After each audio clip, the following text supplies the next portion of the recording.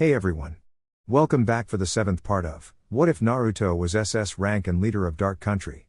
As always, huge thanks to all of my Patreons. Making these videos would be impossible without you guys' support, especially with all the restrictions YouTube places on my type of content. As always, the full story is already out over there for you guys along with about 30 other different stories you can enjoy. Also feel free to send me any messages over there if you have any questions or even if you just want to chat. Link to all of that will be in the description. Anyways, everyone, enjoy the video. Chapter 29. Clan Head's House. Uchiha Clan Compound. Konoha. There hasn't been peace in the Uchiha Clan Head's house for the past 7 months, and tonight wasn't any different. I am your husband and you will do as I say, Fugaku shouted as he stormed after his 7 months pregnant wife, who ignored him, as if he hadn't said anything. The man harshly grabbed her wrist and forced her to face him. Do you hear me, woman?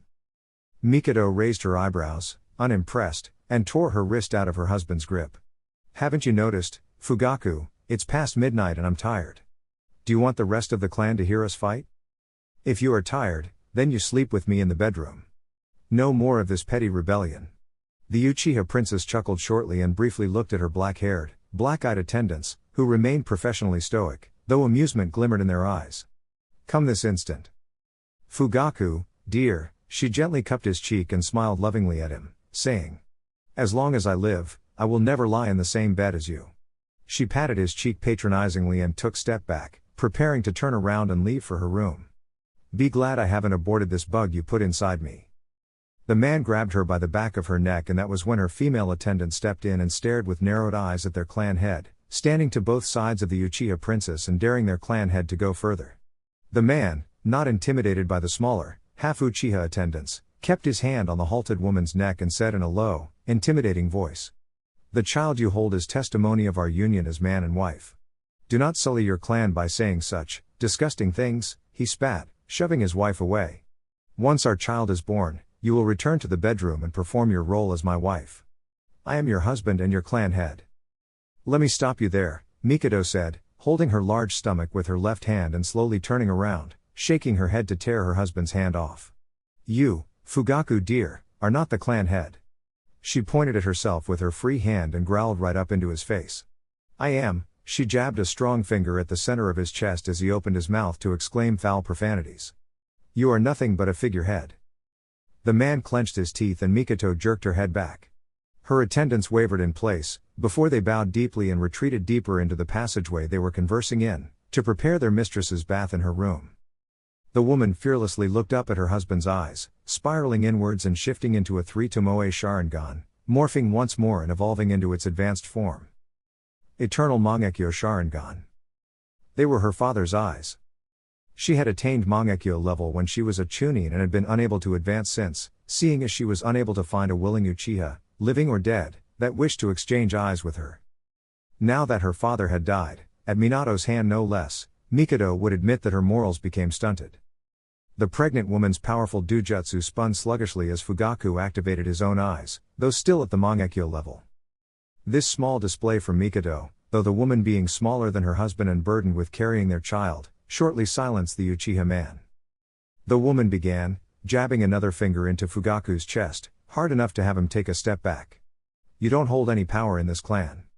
The clan council doesn't listen to you and our people don't respect you.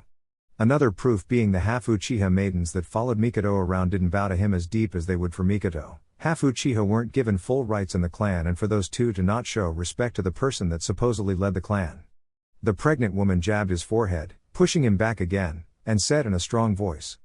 That illusion of power and authority you have is merely the respect accorded to you as my husband.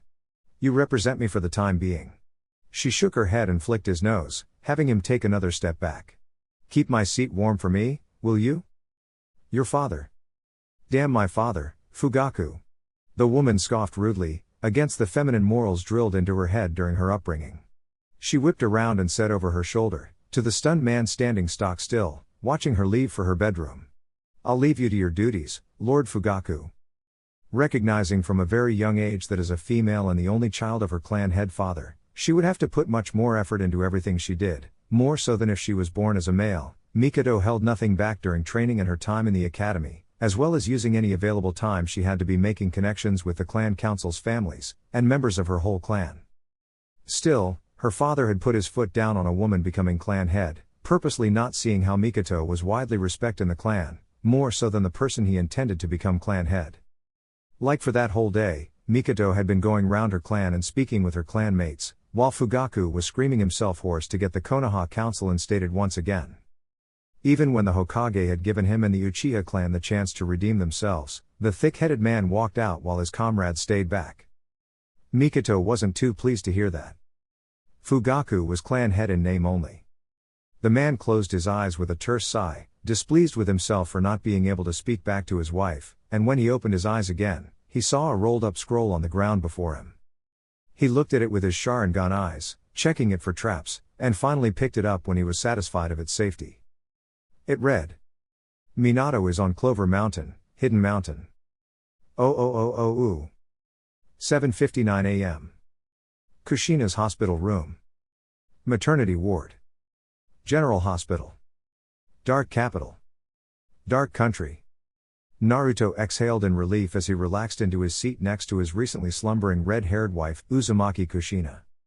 Seikonomi Ketsueki was sitting on his lap, her head nuzzled under his chin and snoring peacefully with her arms wrapped around his middle, as his left arm was around her as well, holding her to him while his right hand drew light, soothing circles on her thigh. Some 10 minutes ago, Kushina had woken up, as hungry as a bear and with a bladder ready to burst. Naruto recalled the words of Dr. Yuma concerning Kushina and the birth of their child. The Kyuubi had tried to swell its holder's chakra coils, finding a way around the seal to do so and therefore disrupt the pregnancy and somehow influence the child the woman was holding. And now that the seal had been tightened to the extent that Naruto felt some sort of pity for the beast, for the Kyuubi wouldn't even be given the luxury of breathing under the seal panda, polar bear and Amara Chue Inku had placed on Kushina. To deal with the excess Kyuubi chakra in her body, Kushina's Uzumaki genes were readapting and moving it around into her digestive system. The presence of the beast's corrosive, corrupt chakra would burn her stomach of every morsel of food but would end up being digested as if it was liquid, resulting in the Uzumaki waking up and running to the bathroom every few hours or so. Yuma had said that this would last for the rest of the day, but normalcy in her body would return. Amara and Naruto's other two top seal masters had sworn that the Kyuubi seal wouldn't interfere in any other pregnancy in the future. There was always the option of passing the beast on to another holder as well. Sueki mumbled sleepily on his lap and the man smiled softly, breathing out in content once again as the pale vampire searched deep into her husband for his warmth. The Black Commander was so much as tired, more like now that her husband was there with them, she was using that chance to absorb the bonfire of warmth that Naruto apparently was. It was more than enough to lull her back to sleep. The blue-eyed man then cast his eyes to his firstborn son, Benimaru. The incubator was closer to Kushina's bed and Naruto and Sueki's seat, almost directly in front of Naruto, and the man couldn't help but stare at the child every time he looked at him. Benimaru was beautiful. The man bent his head down and placed a kiss on the top of Sueki's head, doing so somehow with his black mask, and the white-haired woman laughed breathily, quietly, still deep in the allure of sleep. The leader of Dark Country looked upwards, to the installed television hanging on the wall at the end of the room. Televisions were a luxury in Dark Country, they didn't come with the house and, depending on the price, there was a monthly bill sent out to houses for TV subscriptions, allowing them access to an array of channels all over the continent, from as close as Fire Country to as far as Hidden Chill. The TV station had cut a deal with other major network channels and the monthly bill for TV stations contributed to the money they paid other villages and countries for allowing them into their TV airwaves. Like how charges applied to calls made outside of the country, TV stations that weren't indigenous to darkness didn't come cheap, but the payment was well worth the service.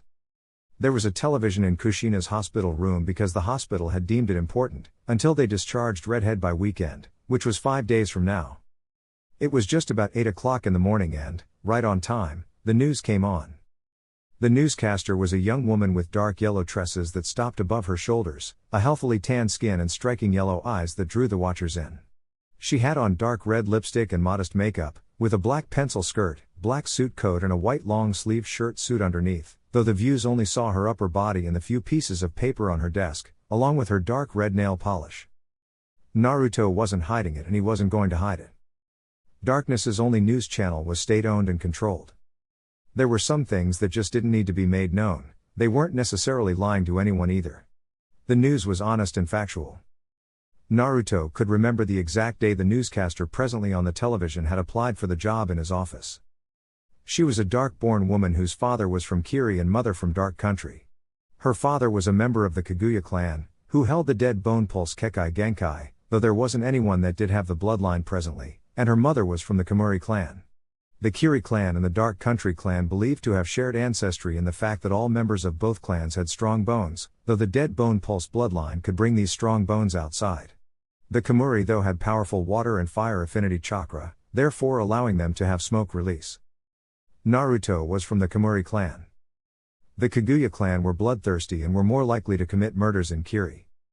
The newscaster had a passion for reporting and the producer of the news channel had put up job applications in the newspaper and on the TV. She had all the necessary qualifications and she didn't mind much that there was a limit to what she could say on television.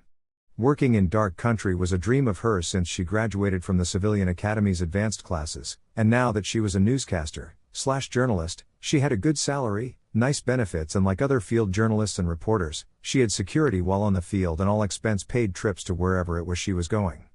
These benefits covered those working on and in the news channel for Dark Country. Another tidbit about the dark-born newscaster was that she was married to Ran Tomo, also known as Epic Mist, Kushina and Shimara Akuma's former teammate. Epic Mist had retired from active duty and took up acting, working as a martial arts expert on movies, a stunt double for prominent actors, and Naruto had heard that Epic Mist and Koyuki Kazahana had released a movie they had co-directed and personally starred in last week. He noted to himself to watch it. The man gave the news his full attention. There was a report he earnestly wanted to hear from it. The intro chimed and the camera panned onto the newscaster. Good morning, Dark Country. My name is Annie Kaguya and this is the news at 8. The camera came a bit closer to her face and the headlines started rolling out at the bottom of the screen, under a bigger, more pronounced headline, which she read out for the country. The country celebrates as Lord Naruto welcomes his first child. Named Benimaru after Lord Naruto's late father, young Lord Benimaru was born around 1 a.m. and Lord Naruto's office has said that he bears a great resemblance to his mother, Lady Kushina Uzumaki. We at Channel 11 wish to congratulate Lord Naruto, Lady Kushina and Lady Suki on this most wonderful occasion. Here, Annie Kaguya, the newscaster, smiled lightly and bowed to the camera, to Naruto, before she straightened up and continued with the news. In other news, as of midday 2 days ago, Dark Country Ryu has become the most widely used and most precious currency on the continent, surpassing Snow Ryu to become the leading currency on the continent. Naruto smiled ever so slightly at the news and tucked his chin down onto his white-haired wife's head, keeping his eyes and ears on the news broadcast. This development has come about at the fall in popularity of Fire Ryu and Konoha becoming 5th greatest hidden village. Lord Ozo Suzumabachi, Deputy Director of the Dark Country National Bank, has told reporters that this development in our national currency has increased the value of our goods and services traded to non-allies. The Deputy Director's quote rolled onto the larger headlines on the bottom of the screen. Compared to Fire Ryu, 1 Dark Ryu is equal to 600 Fire Ryu, and 1 Dark Ryu is equal to 150 Snow Ryu. The news couldn't have gotten better for Dark Country traders. Annie Kaguya proceeded.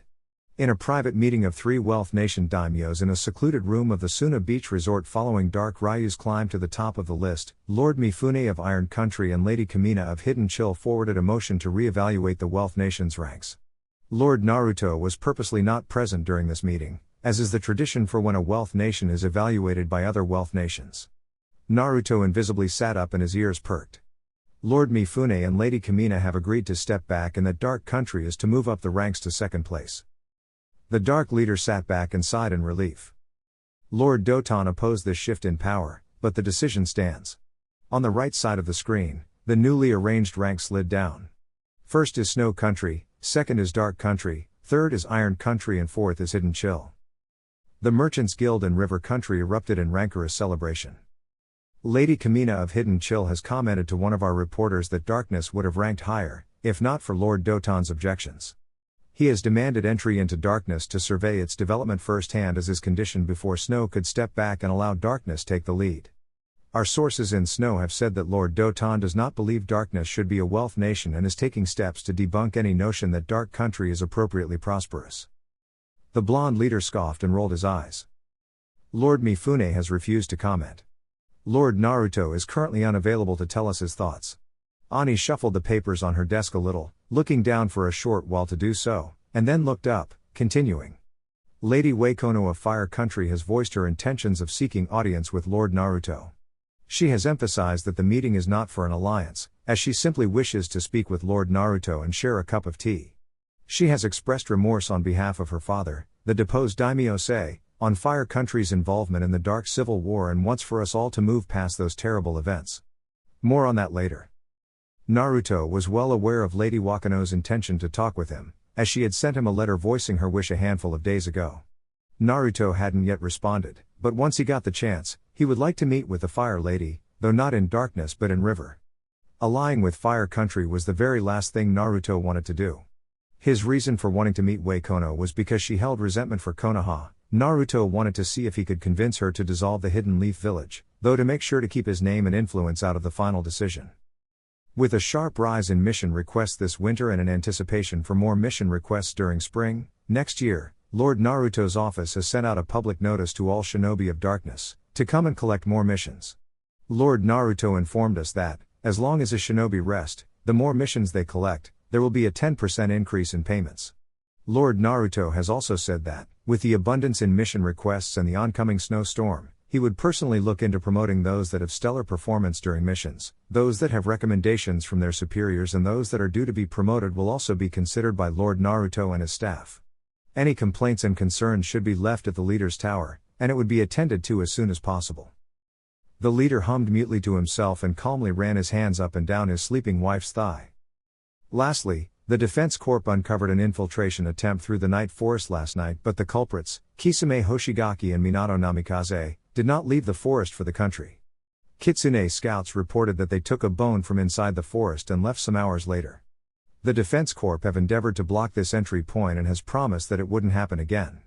The Chief of Police, Aoi Kaisachu, encourages people of the country to notify any close-by shinobi or report it to any suspicious activity to the nearest police station or Defense Corps office. She arranged the papers on her desk, making sure not to look away from the camera. That concludes the news. Now on to the weather. The weatherman, standing before a projected image of dark country, enlightened the country of the decline in temperature and the presence of snow in the extreme southeastern reaches of the country. The forecast said that there would be high winds later in the day and that there would be a hailstorm near midnight that night. The weatherman further emphasized that the coming snowstorm was the strongest, coldest and overall worst they had ever seen, and people should stock up on essentials in preparation for the blizzard, as all shops, schools and pretty much general activities would forcefully grind to a halt, by order from the leader. The news channel then moved on to sports news, where the two newscasters, different from Annie Kaguya, the first newscaster, reported that the 7-month-old basketball team were on the verge of entering the quarterfinals in the Wave Country Sports Tournament. Their table tennis team had qualified for the semifinals and their soccer team had qualified for the finals, against Kumo's team. The golf segment of the tournament had to be put on hold due to bad weather and the relay races were postponed. The TV station then showed highlights for the basketball match, and Naruto, though still confused about the rules and the sport itself, silently cheered as one of his players threw the ball from the half-court the court, hit the backboard and sank into the net. The next footage showed one of Naruto's soccer players punting the ball from the corner of the field, onto the waiting head of jumping player and into the post. The man wasted no time taking off his shirt, running to the stands and leaping into the deafeningly screaming Dark Country fans. Dark Country's various sports teams was years in the making, gathering experience and skill in competitions within the country and among allies. The Wave-hosted sports competition was their first foray into the outside world. The council had pushed for the establishment of those sports groups among the younger generations as measures to curb crime and prevent youth from being constantly bored and idle. The very first sports group Naruto had set up was for boxing. Then after the martial arts tournament in Bear Country, he had added mixed martial arts into the wider umbrella of martial arts, of which boxing could be found under. Shimara Kuma, Kushina's former teammate and ex-girlfriend, was the head of the boxing club, while another rising Kuma in the Shinobi Academy headed the boxing clubs in the civilian and shinobi schools. Naruto laughed at the wild celebrations of his soccer players, after each goal, savoring their joy and humming along with them as the fans waved Dark Country's flag. His ears twitched when he heard footsteps outside of his wife's hospital room stop before the door. He held Suki closer to him, calming her down as she blearily made to stand up and prepare for the guest. She smiled peacefully in her teacher's arms and slipped back asleep as the person on the other side of the door rapped his fist on the hardwood thrice. "Come in," Naruto called, doing so carefully to not wake up the two beautiful women and his firstborn child in the room. Yagura, the cage of Yagura no Sato, entered the room and immediately winced, his hand still on the doorknob. I didn't know they were sleeping. PSHH, don't worry about it, Yagura, he emphasized his name and the other man rolled his eyes. There was a whole thing where Naruto would constantly forget Yagura's name. This was when the Kiri shinobi hadn't been caged yet and was still a student of Gengetsu Hozuki. The Mizukage then flicked his eyes to the child and Naruto nodded his head, prompting Yagura to quietly plod over to the incubated child, looking down at the tiny baby inside. Looking down at his friend's first child, the plain-faced Yagura felt a smile touch his lips. You have a beautiful child, Naruto. Thank you, he has his mother's eyes. The child didn't have much hair, though the Mizukage noticed that what little hair that was there was yellow, now Uzumaki red. Kamuri genes were said to be dominant, and offspring normally took after their Kamuri halves, proven by how Minato Namikaze still took after his Kamuri mother instead of his Hatake father. But the same could be said about Uzumaki genes. Yagura immediately assumed that Naruto meant that the Uzumaki genes were more dominant in baby Benimaru, but his eyebrows furrowed when the infant yawned, his eyes opening fractionally before closing again. The little he saw was more than enough. Benimaru had coal-black eyes and a glowing, bright orange, vertically slit pupils, reminiscent of when Kushina would summon the power of the nine-tailed fox. Yagura blurted out his next words before he could stop himself. He is possessed by the Kyuubi. The blue-eyed man stared at his friend, long and hard, and his expression didn't change even when the Mizukage whirled around to him with apologetic eyes. Naruto cocked his head to the side and narrowed his eyes, saying in a low, dangerous voice, "Watch yourself, Yagura." His blue orbs briefly flicked down to the sleeping vampire on his lap, then to the slumbering Red Reaper on the hospital bed, muttering, "If either of them had heard you, even I won't be fast enough to salvage what's left of your corpse." The Mizukage couldn't help but gulp, flinching when Kushina smacked her lips, in the sweet delirium of sleep, and turned from her back to her side, facing her loving husband. The Kiri ninja stilled, waiting for the silent sounds of the room to return back to normal, not meeting Naruto's ill-intentioned glare. All light in the room dimmed and the shadows under Naruto's eyes covered his whole face, leaving his sky-blue eyes glinting brightly. Yagura felt the temperature dip and the sun set over the horizon. The television crackled loudly and the windows fogged up, gradually turning to ice. He heard a crow squawk, the sound of the Shinigami's animal jolted him, and his eyes widened when he noticed the two women seemingly stir. I'm very sorry, Naruto." Suddenly, light rushed back into the hospital room and warmth followed after it not too long after, warmth so refreshing that the Mizukage took in a deep breath and exhaled, more relieved than he had ever been in his life. Naruto's body disintegrated into smoke and he rose past the woman perched on his lap, leaving behind a smoke clone substitute for Suki to sleep on, doing so without waking the white-haired woman up. The seamlessness and ease at which the Dark Leader had shifted his whole body into smoke, flowed around Suki and left behind a clone before the vampire was any wiser took Yagura aback. The man still wasn't in his ceremonial clothes, but his normal ninja attire, and pressed his palms onto the abdomen of his jounin flak jacket, casually walking up to the Mizukage. He smirked widely when Yagura stood his ground, his blue eyes sparkling humorously behind his black-rimmed, rectangular glasses. "It's fine," he said once he got to his friend, genially patting the other man's back. "I get it, it just slipped out." Naruto then held up a hand when the Mizukage tried to apologize again. He then proceeded to explain in a low voice, placing a soft hand on top of his son's incubator and looking down at the sleeping infant. "The Kyuubi isn't a spirit and the Kyuubi doesn't have a soul. All tailed beasts have no soul, they are merely compacted clusters of sentient, living, self-aware and intelligent creatures, almost like normal animals but with the added perk of having corrupt chakra for a body. When a beast is sealed," he further explained, "his corrosive chakra is loosened up and broken down into sizable chunks, equally distributed throughout the chakra network of the Jinchuriki. Kushina's seal, the 12-shackle seal, serves this same function, except it also mutes the Kyuubi's emotions from affecting Kushina. When she was 15, maybe 16, Kushina mastered summoning the Nine Tails chakra." Yagura slowly nodded in understanding. Naruto then outright said, factual and honest. "No tailed beast can possess the user, only influence them with their emotions and their chakra." "What about all the times the Eight Tails prompted the Jinchuriki to attack Kumo?" the younger leader questioned. "The beast was never in control, rather it was the corrupt chakra clouding the holder's mind. The man then lifted a lecturing finger and said, "If you can recall correctly, both times the 8 tails attacked Kumo through its holder, the holder was still Jinan and under the age of 13. They haven't even mastered their own chakra, not to talk of their beast's chakra. The influence of the beast's voice and emotions cloud their judgment, and it seems as if the whole village is against them, hence why they attacked Kumo indiscriminately." Yagura tapped his chin. "Ah, I understand. Naruto looked down at his sleeping fox-eyed son, then back up to Yagura, and said in a strong, firm voice, "My son isn't possessed by the Kyubi. The circumstance that led up to my wife having to give birth prematurely is the reason for Benny's eyes being tainted by Kyubi chakra." "Is?" the man wanted to ask, and Naruto, suspecting what that question was, nodded encouragingly for his friend to speak. "Is he blind?" he asked, adding, "Beast chakra is corrosive and poisonous to humans. Some of my shinobi have suffered from tailed beast chakra poisoning from the sanbi and have to lose the affected limbs in order to save their lives." "He's not blind. It isn't impossible for a person to build a tolerance for tailed beast chakra." Naruto began.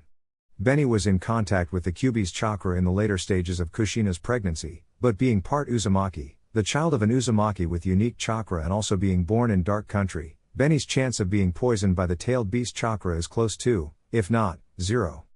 He pushed his medicated glasses back up his nose. He has some of the Kyubi's chakra in him, but it far from being poison. The 5-tailed horse had revealed to them long ago that Dark Country was the place the Kaguya Otsutsuki and the 10 tails had been defeated by Hagoromo and Homura Otsutsuki, the Otsutsuki princess's children. Homura, using his Byakugan and his special chakra, had sealed their mother into the moon and cast it into the sky, while Hagoromo had split the 10 tails into 9 beasts, and each time the man divided the beast, extracted the chakra and gave it form, tainted black, smoky mass escaped and filled the land, mutating the animal and plant life. Hagoromo and Homura were unaffected because of their dujutsu, and the newly born tailed beasts adapted to the darkness in a way that they could see clearly. Homura left the area soon after he sealed up his mother, and decades later, his descendants would form the Hyuga clan, while Hagoromo died some years after giving the beasts form and giving them some sort of intelligence. The demon horse wasn't sure how or when humans moved into the thick blackness blanketing the land, but darkness was the safer option, as compared to the unrest around the continent at that time. The demon horse also wasn't sure who Lord Yin Yang was or if he was truly an Otsutsuki, but the man walked onto the land and swept the darkness into the forest at the northwest, which would be called Night Forest.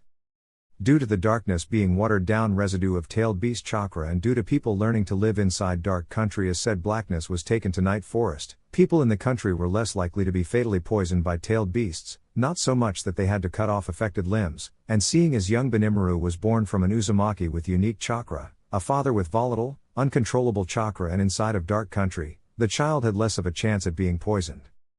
Naruto didn't explain all of this to Yagura, just about how Kushina and his type of chakra effectively made it much harder for tailed beasts. Benimaru might have had the eyes of the Kyubi, but Naruto wasn't going to love him any less. The blue-eyed man looked at his friend from behind his glasses and lifted an eyebrow. "You said you were having a problem?" Yagura's eyes dimmed considerably and Naruto's forehead creased. "Can we talk somewhere private?" Without missing a beat, Naruto led Yagura out of the hospital room and both men roof jumped towards the leader's tower. Oh. Naruto's office. Leader's tower. Naruto waved his hand and the guards hidden in the corners of his office left. He had to jerk his head to the door for his assistants to do so as well. The leader of darkness motioned to the guest seat before his desk, while he sat down on the window sill. The Mizukage cleared his throat and said, The Kiri ninja looked down, disgusted with himself. Have been having these thoughts. He sat forward and perched his elbows on his thighs, lacing his fingers together and placing them under his nose, over his mouth, though not muffling his words, as Naruto silently listened. These terrible, destructive, mutinous thoughts. He paused for a second, to shake his head, as if it would somehow throw away what he was thinking. Naruto didn't speak. He waited for Yagura to continue. My mind tells me that every bloodline holder in my village, every bloodline holder I know, family. He flicked his eyes up to Naruto and then down again, unable to maintain eye contact. Friends, that they are all evil and should be wiped out without mercy. That Kekai Genkai users are plotting my death and would throw Kiri into turmoil, that I am the only person clear-sighted enough to see their inherent treachery. He grit his teeth and closed his eyes, unlacing his fingers and clenching his hands into tight, white-knuckled fists. Somewhere in this filthy mind of mine, he jabbed his right pointer finger into the side of his temple and said in a harsh voice, "I think that you, Naruto, are the cause of Gengetsu-sensei's death. You connived with bloodline users from your country, my country, every country. You plan to usurp me and skewer me like a pig, scatter my corpse on the roads of my home and persecute everyone that makes the mistake of not having a bloodline." The corners of Naruto's eyes dipped down and he hummed mutely. "But..." Yagura raised a finger and muttered. "The sensible, logical part of my mind tells me that you are innocent, that you would never do anything to harm me or my village. That I should seal the three tails into myself and use that power to murder every Kekkei Genkai user I can get my hands on." He was on his feet now, pulling down the skin under his eyes. I have been fighting devilish thoughts in my head, these ones that want to turn me against my own people, my own family." He stopped and looked to Naruto again, saying in a low whisper, "My friends." He shook his head, hard enough to make Naruto worried he was going to wring his skull clean off his shoulders. "It wants to turn me into a monster, Naruto." "How long have you been thinking this, Yagura?" "Since Gengetsu Hozuki-sensei passed," was the short reply. "And you've never had these thoughts before?" "Never once, never before." Yagura shook his head again and laughed humorlessly. "Now they're all I can think about." Naruto crossed his arms, but visibly relaxed his body to show his non-threat, to keep Yagura from feeling in danger while they were in his office. Out of curiosity, he posed this question to the Mizukage. "If you've been having these dark thoughts for a year and 4, maybe 5 months now, what's been stopping you from lashing out and killing bloodline users in your village?" Here Yagura paused again, looking straight at Naruto with hard, unflinching eyes and a strong jaw. "There was something you told me 16 years ago." The bespectacled blonde raised an eyebrow. "What did I tell you?" "Any decent leader in my position would prioritize the lives of their people over all else." Naruto's words echoed through Yagura's mind ever since. Everything the Mizukage did, he did for his people. The glasses-wearing assassin tapped his chin, vaguely remembering that night he said those words, when he and Kushina were rounding up their day together and shopping for furniture, when the present Mizukage, then just a Kirijounin, approached Naruto while he shopped for kitchen tiles. "You remembered that, huh?" Naruto muttered and Yagura nodded. "I never forgot," he sighed heavily and fell back into his chair. "I'm tired of these traitorous thoughts, Naruto. Please, help me." Naruto stared at his friend for 2 long minutes, his eyebrows knitted together in thought and his blue orb spinning ever so slowly. He then said, "Come with me." The other man got out of his chair immediately, asking as he walked to the window the leader of Dark Country was standing on, ready to jump outside. He made sure his hook staff was properly positioned on his back. "Where are we going?" "Southeastern Port."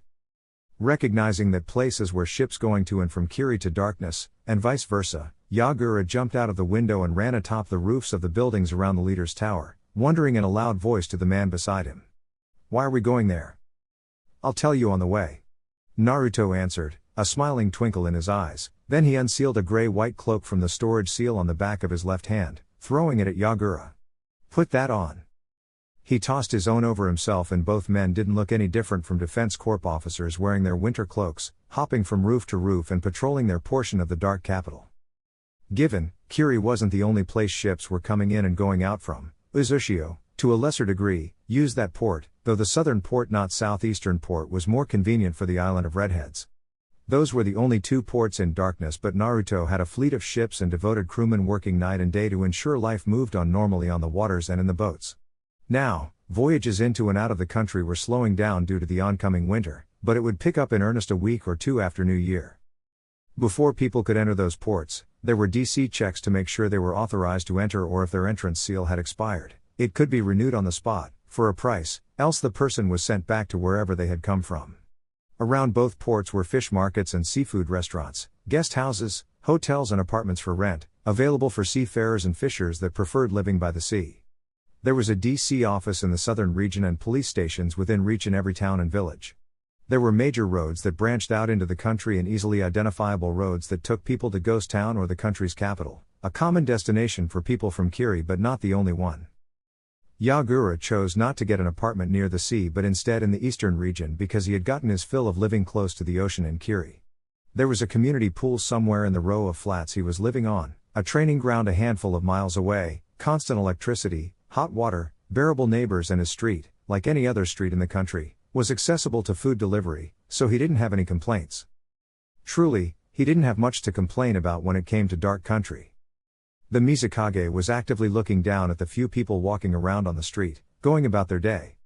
There weren't that many people because the cold weather and the harsh winds were picking up. He saw a man carrying heaps of woolen sweaters in both of his arms. 3 children scampered after the man, wearing thick clothing and chattering about their day in school, and about how their exams were coming.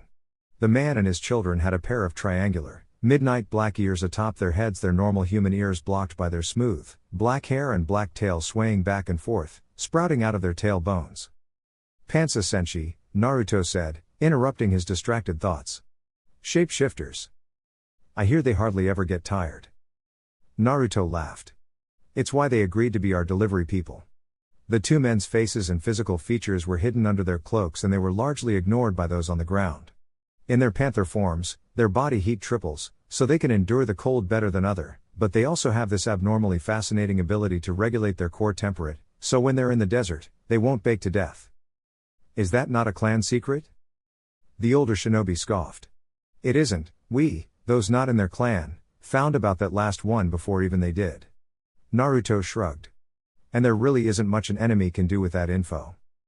Am I an enemy? Of course not. The bespectacled blonde rolled his eyes.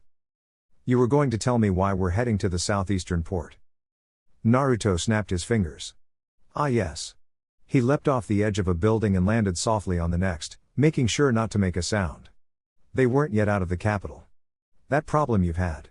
He flicked his eyes to Yagura, then returned it back in front of him. I've seen it before. You have? The Mizukage questioned in an unintentionally frantic voice. Yes, much worse than yours. What do you mean by worse? I mean she acted out on her desires. Naruto sent out a Morse code message through his supreme commander of Black Tattoo to Suki, who was awake by then and utterly miffed at the fact that it wasn't the real Naruto she had woken up on. The Black Commander relayed the message and sent a tingling message to a member of Team 12 that was currently on his mandatory off day. The man lived in a house in the southeastern port, coincidentally the same place Naruto and Yagura were heading to, and when he received the message, he wore his hastily black uniform and flew out onto the roof of his house. His house was set on a high rise and so gave him a great view of the port market, ships sailing out and into the country, people hustling around in the market and haggling over fish, crayfish and crabs, some others relaxing in outdoor cafes. Those people took care to wear the appropriate clothing for the present weather, and there were noticeably only a few children outside, only those that were hopping off carriages and coaches from school and walking the rest of the way back home. Komodo Dragon liked the seaport, southeast port, his sisters, his nieces and nephews and his father, his last family, made a living in the port market, and just being able to live near them was enough for him.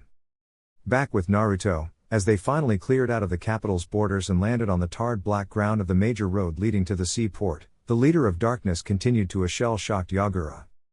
Chizuri Nagateko is her name, Naruto mumbled audibly. She isn't from any clan, but she is a birth citizen of this country. She used to work for a shipping company in Wave Country sometime before the Third War. She lost everyone in her family during the Civil War: father, mother, grandparents, husband, sisters and children, and so she moved out of the country to get over the pain of loss, even after the Civil War ended. She only came back to formally register her name, get her citizen seal and request financial support to make a living in Wave. She's a very loud woman. Naruto admitted with a wince. But she's nice when she wants to be. Yagura almost dreaded to ask. What happened to her? One day, 5 years ago, she marched into the country and went straight to the Suzumabachi clan, Wasp clan. She was wearing a bomb vest threaded with enough explosive tags to take out a quarter of the country. Some off-duty police officers from that clan noticed how jittery she was and knocked her out before she could detonate the vest. Did she say why she wanted to blow herself up? Naruto nodded with a terse frown. She had gotten it into her head that it was people from the Suzumabachi clan that had killed off her whole family. Meanwhile, the real cause of her family's death was Konoha ninjas poisoning water reserves while they were taking refuge in the Seikonomi branch family compound. That was also the time Suki lost her clan. She was restrained and we discovered that she was under a genjutsu. Yagura's eyes widened. A genjutsu? Not just any genjutsu, Naruto said, ushering his friend to speak in a low voice as they leisurely sped along the road, making sure those riding the carts on the road and those walking on the sidewalks weren't hearing their conversation. He looked around and said in an even quieter voice, "A Sharingan genjutsu. A really powerful one at that. That means..." "Yes, I think someone put a Sharingan genjutsu on you, but not as strong as the one they placed on Chizuri. I want to check if it's the same person as the one that put the illusion on her." He lightly scratched his chin. "I have a theory." "Theory?" "Well," Naruto began. "If it's the same person, then it's possible that he used a stronger genjutsu with her because it is a once-in-a-while kind of genjutsu, one that can't just be thrown around. Since he used that up on her and failed, then he, or she, had no other option but to use a strong but not as strong genjutsu on you." "What if it's the same Uchiha?" Naruto beamed widely. "Then I can finally have that pesky mastermind killed." Yagura's face turned into a question mark. "What?" The blonde waved flippantly. "Nothing. Never mind." Oh. Komodo Dragon was a clanless man and he didn't have any spectacular bloodlines to speak of. He was a taste sensor. His 3-foot-long tongue had hypersensitive taste buds that went further than knowing the exact ingredients in food to knowing the finer details of chakra in the air and on surfaces. The corners of his lips went all the way up to just under his ears, allowing him to unhinge his powerful jaws and snap it down, able to break limbs in one bite. His lips indeed looked normal and were normally positioned, though there was a slightly unseen line that went up to his ears from each corner. He should have been called crocodile or snapping turtle, but he insisted on Komodo Dragon. It sounded cooler. He also liked magic tricks and board games. He and Black Operative Phoenix of Team 11 were in an active competition to see who the better magician was. Komodo was winning, Phoenix was too clumsy to even know how to shuffle a deck of cards. The long-tongued man gave the dark-skinned, ham-fisted Kamuri woman props for not giving up. Komodo, or KD, to his Black Operative's friends while on duty, was among the team that had investigated murder in Snow Country and used his taste sensor ability to find the Uchiha chakra in the bar, in Kisame's room and also in Kisame's bloodstream. Sueki, or Bat, had reinforced his findings with her own bloodline, detecting the chakra in Kisame's blood. Yagura slashed his palm with a kunai and gave the blade to Komodo. The man pushed his mask up a little and his 3-foot-long tongue slithered out of his wide mouth and lapped at the blood once, curling back inwards. Komodo hummed. "It's a match for the Uchiha chakra that was in Kisame's blood, leader Naruto." He bowed to the blue-eyed man. "There's no mistaking it." Yagura faced Naruto after hearing this. "How do we get it out?" Standing in Komodo's backyard, on cold hardened grass and provided the simple privacy of fences to prevent neighbors from looking in on the three men, Yagura posed this question to Naruto. "The same way we did for Chizuri, disrupting your chakra and dispelling it from your body. Since yours isn't as strong as hers, it'll be much quicker." He curled his left hand into a fist and jutted out his thumb, pointer, middle fingers, pointing it straight at Yagura's heart and holding a half ram up to his own chest. "This is going to pinch a little." Before the Mizukage's warped mind could take the gesture as a threat, one that needed to be defended against without holding back, and before Yagura could find the wherewithal to leap away, the tip of Naruto's left gun hand glowed white and black, warbling like oil and water in a tiny, compact, violently spinning and eliciting an ear-piercing whistling noise.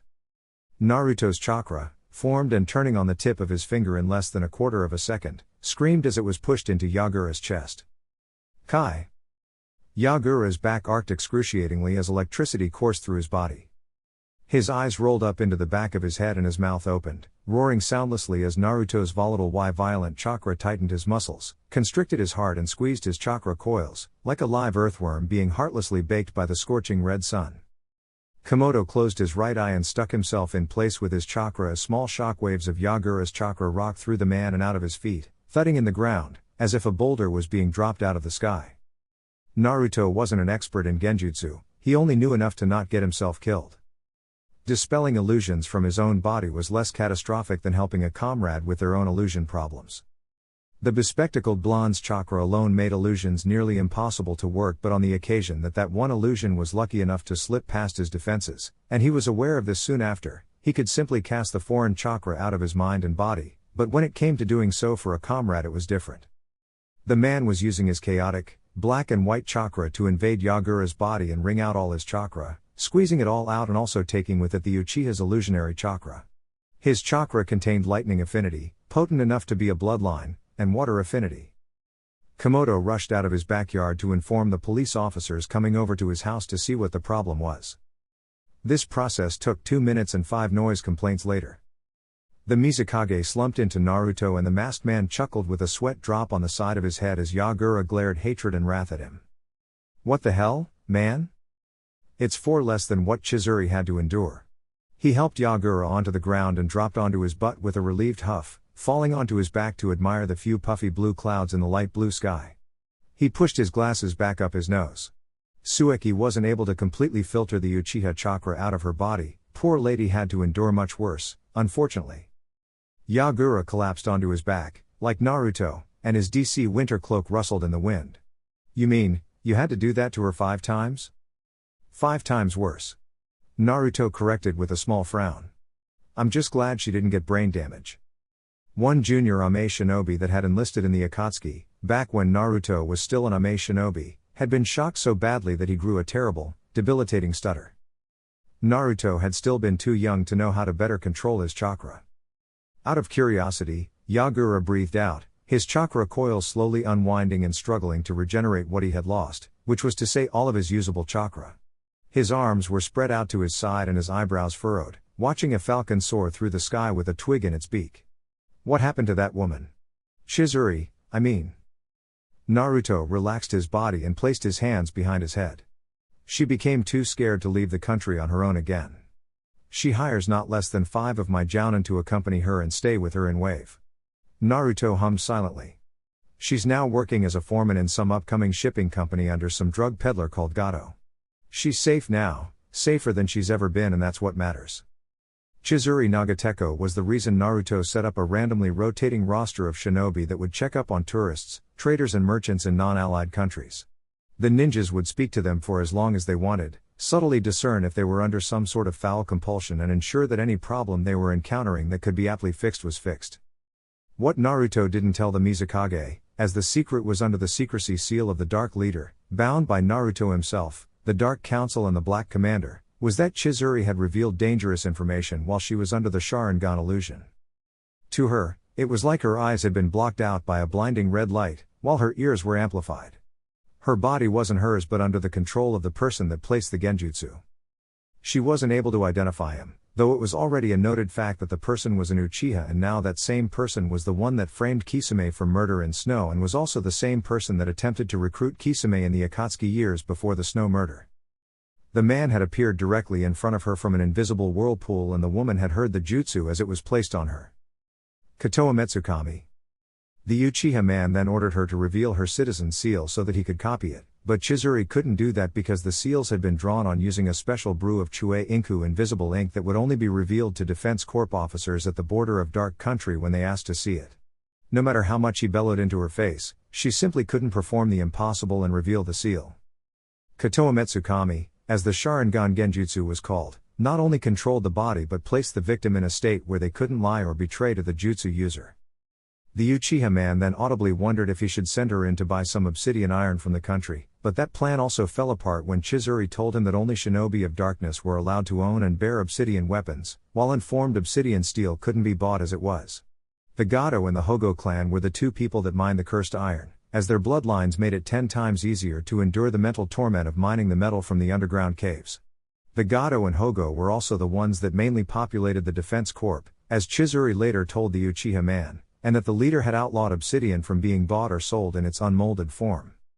Genin that had graduated from the academy were given 2 full sets of obsidian kunai and shuriken as their graduation presents, even the transfer students, and they were at liberty to buy more kunai and shuriken, order for a ready-made or custom weapon altogether. It wasn't uncommon for ninjas to order for obsidian armor of some kind, but it was eye-wateringly expensive. They were responsible for the kunai and shuriken they left behind on missions. The upside was that the obsidian weapons couldn't be picked up or handled by anyone that wasn't the original owner, meaning the first person to channel their chakra into them once they were gifted them during the graduation, as that person would be permanently petrified and at worst would suffer a severe heart attack moments later. Having their chakra in their obsidian gear allowed them to track down their lost weapons. Chizuru was a civilian, so she couldn't buy them. The man seemed to already know this by the end of the woman's long ramble. He gave up on that angle and asked Chizuru for the identities of all the Dark Country Council members. This, the genjutsu coerced woman could do, spilling everything out before the man. The shinobi half of the council comprised of all the clan heads and one clanless. Some of the shinobi counselors held other positions in the country other than clan heads. Makoto Gato and Nanako Hogo were the North and South directors of the Defense Corps, Amara Chue Inku as the director of the National Bank, Ginkgo Suzumabachi was the director of the Shinobi Academy, Daikiharu Pansa Senshi was considered the foremost chef in the country, and Rimuru Kamuri, now late and replaced by Asura Kamuri, was the unofficial head of the blacksmiths. As of them, the Kurama weren't part of the clan, but now Omara Kurama overlooked the museum and other ancient relics. The last shinobi councilwoman, a clanless kunoichi, was Bobo Yamamoto. The civilian half consisted of Fukijima Anato, head of the medical department, Iobuiki, head of trade, and Kinzoku Zaiku, head of the inventors department. 10 people in the Dark Council, plus the supreme commander of Dark Country, Naruto, and the Black Commander. The identity of his deputy director of the National Bank, Ozo Suzumabachi, being known was intentional and not to detrimental, but the identities of the other civilians being revealed was dangerous. Naruto had to increase their security any time they went out on functions out of the country and into non-allied nations. The ninjas of his council could take care of themselves, the blonde leader was confident of that. One of the reasons Naruto went to the Conference of Wealth Nation Daimyos was to find out if the information about the identities of his council and their functions had been leaked. It hadn't. The Uchiha man chose to keep it to himself for some reason. Did he not know how valuable that information would be to non-allies? Doton of Snow Country would pay billions to know the people in Naruto's Dark Council, to better know how to target them and force his way into the Dark Country by threatening their lives. Wealth Nation neutrality be damned. Or maybe other nations didn't want to get on Darkness's bad side, because being on Darkness's bad side meant they were on Naruto's bad side, and Sueki's bad side, and River's bad side, and Uzushio's bad side, and Kiri's bad side, and Suna's bad side, and so on. The Hermit Nation's network of connections among his non-allies, though massively secret and unknown, couldn't and wouldn't be trifled with. There had been suspicious watchers from time to time, but the sheer specialization of the ninjas Naruto assigned to protect the civilian council normally dissuaded any sane man. Seeing as he couldn't gain entry into the Hermit Nation and he could coerce her into stealing or buying something useful for him, he gave her a bomb vest and commanded her to blow up the Suzumabachi clan, warping her mind to think that the clan of Waspide people had a hand in the murder of her family. The likely reason the Uchiha man had chosen the Suzumabachi clan was because of their near-overpowered eyesight, archery skills, mastery of their corrosively poisonous wasp colonies, and their devotion to Naruto, much like the other clans in the whole country. Just because the Suzumabachi didn't commonly live together as a clan, rather scattering all around the country and living their own lives, mostly marrying outside of the clan, didn't mean that they didn't have a clan compound populated with many wasp users. Outsiders didn't know that the wasp users returned in droves with their children at least twice a month to train them on how to trust and control their colonies. Cutting down their numbers would greatly weaken Darkness. In the end, Naruto wasn't sure what reason the Uchiha man had for wanting to bomb that clan. Chizuri was caught and pinned down before she could unwillingly bring about devastation. Bringing these clues together, Naruto identified the masked man Kisame had spoken to in the Kiri graveyard as an Uchiha, and also as the one that had helped frame Kisame for the murder, alongside a puppet master. The glasses-wearing man closed his eyes as Komodo dropped down beside him, finished speaking with the police officers coming to check on the cause of the small earthquake. His mind searched for the smoke seed he had instructed Kisame to feed Seimata. Amikage's tower. Amiga Kur no Sato. You're your own person, Conan. Kisame rumbled lowly, walking next to the petite origami angel in a long tunnel sloping downwards into the dungeons, where Orochimaru's lab was located. He spared a quick look to the plain-faced woman, who didn't meet his eyes but shuffled with a small, invisible frown on her face.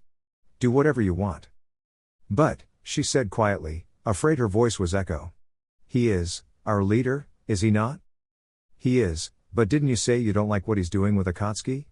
Kisame replied, unafraid of being heard, and rightfully so, seeing as Seimata was telling him that there wasn't any person close enough to them. Their feet reverberated mutely with each step. Stand up for yourself and what you believe in, Conan. She looked up at the tall shark man, her dark brown eyes wide and imploring. It's not that easy, Kisame. Ah, no, he cut her off with a deep frown. If you're against what leader is doing, then do what Naruto and Sueki did and walk away. It's not that easy, Kisame. She repeated, looking back down with an empty expression. She had discarded any self-care and threw her heart out there, confiding in the person that was close to her former best friend, Naruto. Kisame's words bit as hard as she remembered Naruto's own to be, for the blonde was as blunt as a sledgehammer. It brought a slight glaze to her eyes at the memory of Naruto laying in on her, not caring for her feelings. He had a bad crush on her that time, or so Nagato told her years ago, but he didn't spare her from his scathing words. Sure, Naruto might now have a bit more tact, but he was still brutally honest when the occasion demanded it. Conan told Kisame of her wretched life. All of it. There was no blood contract or ring back when Naruto and Suki left, she said gently, weakly. Even if I did know a way around the blood contract. Let's stop lying to ourselves, Conan, Kisame snapped silently, not stopping in his stride. You know a way around the blood contract, and as for the ring. He trailed off, allowing her mind to reach its own conclusion. The ring didn't come off once fitted on the finger. Unless. Stop all this useless self-pity, your life is yours, Conan. The former dark ninja sighed, finally stopping as they got to the end of the tunnel. He towered over the purple-haired woman, crossed his arms and his lips screwed to the side as she pointedly didn't look back up at him, staring straight at his chest. He went on. You're nobody's prisoner. You can think your own thoughts, make your own choices and walk your own path. Suki had told him that, after they left the Snow Country bar he had gotten shit-faced in. When he was conflicted on if he should just cede his life to his leader as an apology for doubting him. Yes, there might be consequences for your decisions, but they're your consequences. He spoke in a hushed voice, so Orochimaru didn't hear him. It's about time you stood up for yourself. Conan's head dipped and her eyebrows creased lightly. Kisame stood still for a moment, allowing his words to sink in and sparing a careful ear to the low-frequency vibrations the wrapped bundle of sentient life on his back was transmitting, straight from the man that had tasked him with this important mission.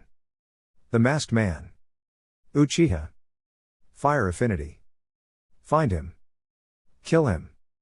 The order couldn't have been any clearer, but there was a slight problem with executing it. Kisame hadn't seen the masked man since he got inducted into the criminal organization. It was an Iwa missing ninja and a Suna missing ninja that recruited him, the mad bomber Dyadera and Sasori of the Red Sands, and it was the latter of the two that Seimata confirmed it had sensed way back in the Kiri graveyard. Any meeting they had, the masked man wouldn't be present, even when everyone was there: Pain, Conan, Hidan, Sasori, Dyadera, Orochimaru and himself. The masked man might be busy doing his own, separate thing, or he didn't trust Kisame, or someone in the organization. That wouldn't be a problem. Kisame would find a way. Maybe convincing Conan to defect would lure him out into the light so he could shave off his whole upper body and be done with this Kami-dam mission. If Conan survived and he encountered her later on, he would have to apologize for using her. It was for the sake of the mission. Naruto would be pleased. Thank you, Kisame. The purple-haired kunoichi bowed slightly, humbly. The man nodded once to the grateful angel and motioned into the laboratory. After you. Conan bowed again, appreciative, and proceeded into the lab. Orochimaru watched them enter, an intrigued eyebrow was raised and a more than amused smirk tickling his lips. The angel of Ame then asked in a soft, but audible, voice. Were you able to extract Kakuzu's Jeong? The man hissed quietly and his lips stretched into a wide, chilling smile. I've only had a few hours since you gave me Kakuzu's bone. He laughed lowly at the silent glare Kisame sent him over Conan's head, standing a respectable distance away from the kunoichi and with his arms tightly crossed. Orochimaru bowed graciously and said, I am a genius, Lady Conan, of course I have Kakuzu's Jeong. He hacked into his fist and swept his right hand to 5-foot-tall glass cylinder standing on the ground. There was a black, wriggling mass of strings inside the cylinder, thrashing about inside the stationary cylinder.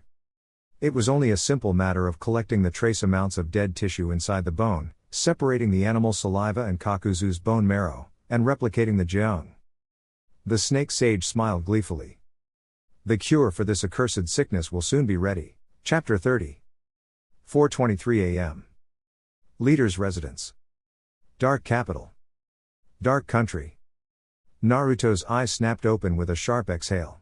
He sat up and ran a hand through his unruly blonde hair, closing his eyes to center himself once again. He looked around once he had calmed down and recalled that he was back home with the two women in his life. The man breathed out and looked to his sides, to the two beautiful women, unaware that he had risen up and had their legs curled around each of his own. Naruto reached over Suiki's sleeping form and picked up his half-mask from the bedside stand, clicking it onto his face. He stroked Kushina's head and the woman purred, stretching like a cat, and Naruto used that chance to retrieve his leg, pushing a pillow into her embrace. He did the same thing with his vampire student, and the reaction, though somewhat slower, was exactly as the man predicted. It surprised even him how much he knew them. The man flipped out of the bed and landed with a silent crouch, looking back and tossing a warm blanket over the two women before they were roused from their sleep at the shift in weight on the bed. The weather was lowering and the thermostat in the house was at full blast, making sure that those inside the house didn't notice the drastic dip in the temperature outside. Besides, nothing could replace snuggling under a blanket. The man crept to the corner of his room, to where his, Suiki's and Kushina's wardrobe was, and he slipped on a plain gray t-shirt and a pair of equally gray sweatpants with white flip-flops, patting down his stomach with a relieved sigh as soon as the soft material washed warmth over his body. Their casual clothing weren't seal-reinforced like their shinobi clothing, though if the right material was used and it was made into the right size, then it would be a comfortable addition to the mutely humming thermostat flooding heat into the house while the inhabitants slept.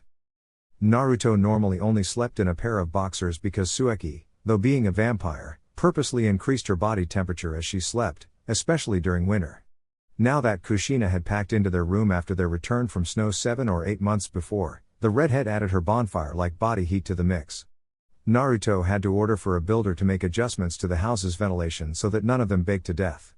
There were vents sweeping air out of the room and out to the house, as heat from the thermostat seal circulated warmth around the house from downstairs and filled the bedrooms ever so gradually. Though thin sheets of snow fell in the southeastern part of Dark Country and the weather was dropping by the day in the whole country, the blizzard wasn't due to strike for another 3 weeks or so. People were still able to go about their day but under thick clothing, appropriate for the season. Very soon, Naruto's son would be moved into the house. The boy spent most of the day fast asleep, and if he wasn't sleeping, he was animatedly watching the people walking about around him with unfocused vulpine eyes. Naruto knew it wasn't true, but he always felt like his fox-eyed child seemed to be well aware of his environment, despite being only a week old and born 2 months premature. Benimaru was still at the hospital, in the maternity ward where prematurely born children were being kept for careful observation. Yuma Nakamura, Naruto's family doctor, and his people at the hospital were watching the child system so that they didn't take Benimaru out of the incubator too early or too late. A problem came to Naruto's mind as he left the room, closing the door after him and briskly walking to the bathroom. Their humble home in the capital's suburbs might be getting too cramped for them. As the dark leader took off his mask and turned on the tap of his sink, he stared at his grisly reflection with a contemplative look in his blue orbs. He dropped his mask on the edge of the sink. The contractor that had helped build the leader's tower had submitted an alteration to the initial blueprint midway through the building of the tower, providing accurate details for a building behind the tower, nestled in a copse of trees and plants but within the general vicinity of the tower, where Naruto and his family would live in. This building was crafted with the purpose of making the trip to and from the leader's tower less stressful for Naruto. Suiki had ironically named the place Haunted House, seeping into Naruto's infamy as the ghost and at how massive the place was. Naruto splashed water on his face and fished out his toothbrush from a plastic cup on the sink, squeezing out toothpaste onto it and passing it under the tap before he scrubbed his serrated maw. He was skeptical of whether or not he would need a place that big to live in.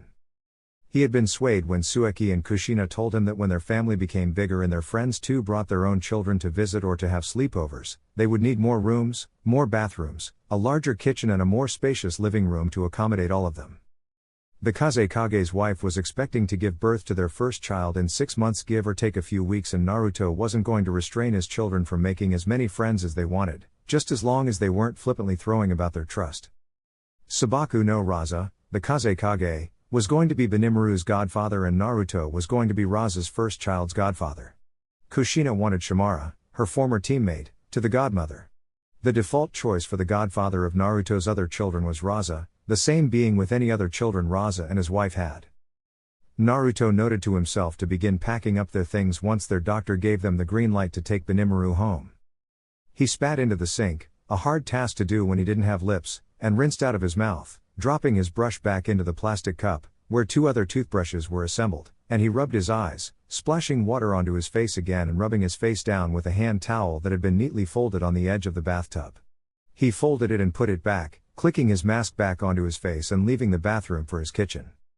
The blond man briefly branched back into his bedroom and snagged his glasses, fixing them on, and also a dark, zipperless hoodie, in case he wanted to leave the house in his plain clothes. There were already shoes arranged by the entrance of the house. Once again, he left the bedroom, slinging the hoodie over his shoulder. He carefully stomped down the stairs and turned into the kitchen, flicking on the light and haphazardly dropping his hoodie onto the counter, making his way to the cabinet above the stove. He retrieved a sealed cup of ramen and a pair of chopsticks. He then dropped them onto the counter and pulled out a kettle from a separate cabinet under the counter, different from the place they stored their non-perishables. He went to the sink and let the water rush into the kettle till it was half full before he clicked the knob of the gas stove twice and set the kettle onto the blue flame. The blonde rubbed his eyes and silently watched the kettle, his cerulean orbs turning in thought. Naruto was a simple man. He wasn't extravagant and he didn't throw about his uncountable infamy to ensure people complied with his demands. In his solemn moment of self-reflection, the world's fastest man sighed tiredly. There was a certain image people had of him, people that weren't allied to his country and had grown up hearing ghost stories. They imagined him to be 10 feet tall with fangs for teeth, blood-crazed eyes and a constant thirst for the insanity of war. Some were somewhat nicer to him by retelling with just a few alterations his calmer adventures while he was undergoing personal training outside of Amigakure. Naruto purposely didn't think much of these assumptions, let people think what they wanted to think. He couldn't and wouldn't control their thoughts or their words, and it was primarily his fault for being so ruthless on the battlefield. Well, for that one, he didn't regret. Uncalculated mercy on the battlefield meant certain death in the future. People chose not to think of the few people Naruto had allowed keep their lives, because that wasn't what they assumed the ghost would do. Mifune, for example, wasn't decapitated just because Naruto didn't want the cycle of hatred and resentment to continue after the man had fallen. Samurai were fickle and entitled, from Naruto's past experiences, and the nation of samurai would feel like their pride and honor has been attacked if Naruto had decided to kill their leader, whether or not it was Mifune that demanded the duel for the honor of hundreds of samurai Suki had killed when she was a teenager.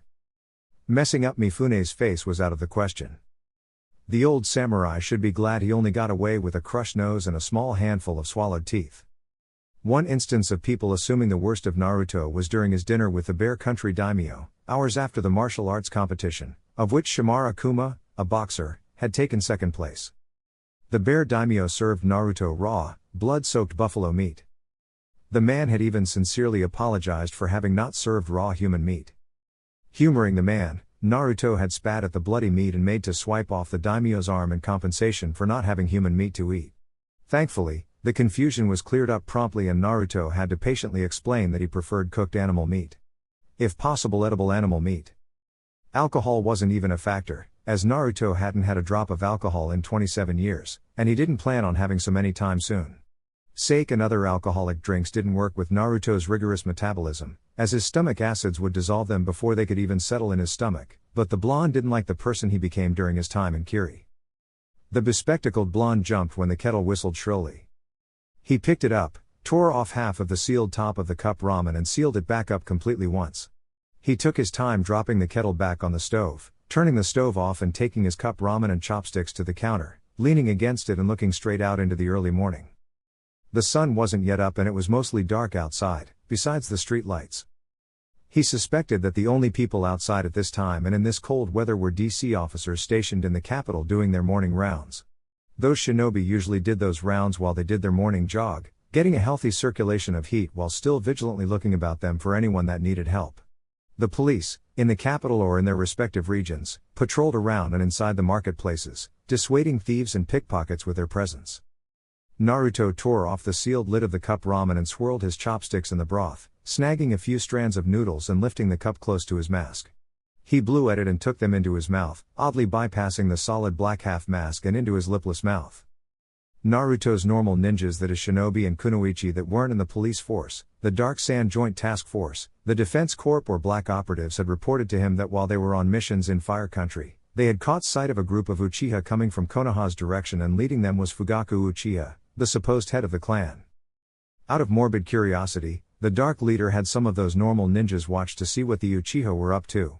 Those dark ninjas stealthily followed the Uchiha through Fire Country, keeping their distance and warily remaining out of detection, and surveyed those Konoha ninjas as they switched direction from north of Fire Country to southeast, as if they were heading south of Sunagakure. There, they came across one of the freeways going back and forth from Suna to Darkness, and they had trouble convincing the normal shinobi station to watch that road to allow them to cross it to pass into Suna. Their papers weren't in order, and no matter how much Fugaku roared that he was the clan head, Uchiha clan head no less, they barred them from entry unless they paid the standard fee to get new passports and to sort out their reason for visiting Suna among themselves. Just passing through wasn't going to cut it, Konoha's ally or not. Needless to say, Suna's relationship with Konoha had become stricter and more formal ever since the millions in Dark Ryu loan the Leaf had taken out. The contract before the money and the supplies was even lent out was so in-depth that it detailed what would happen if Leaf was dissolved before they could repay their loan. There would be a 5% interest added to the 5% interest, and it would be passed on to the fire daimyo, Lady Wakono. 4 straight days of arguing and threatening war didn't faze the normal ninja Suna and Dark Country Chunin, from what the report said, until Fugaku gave up and registered himself and his band of clanmates.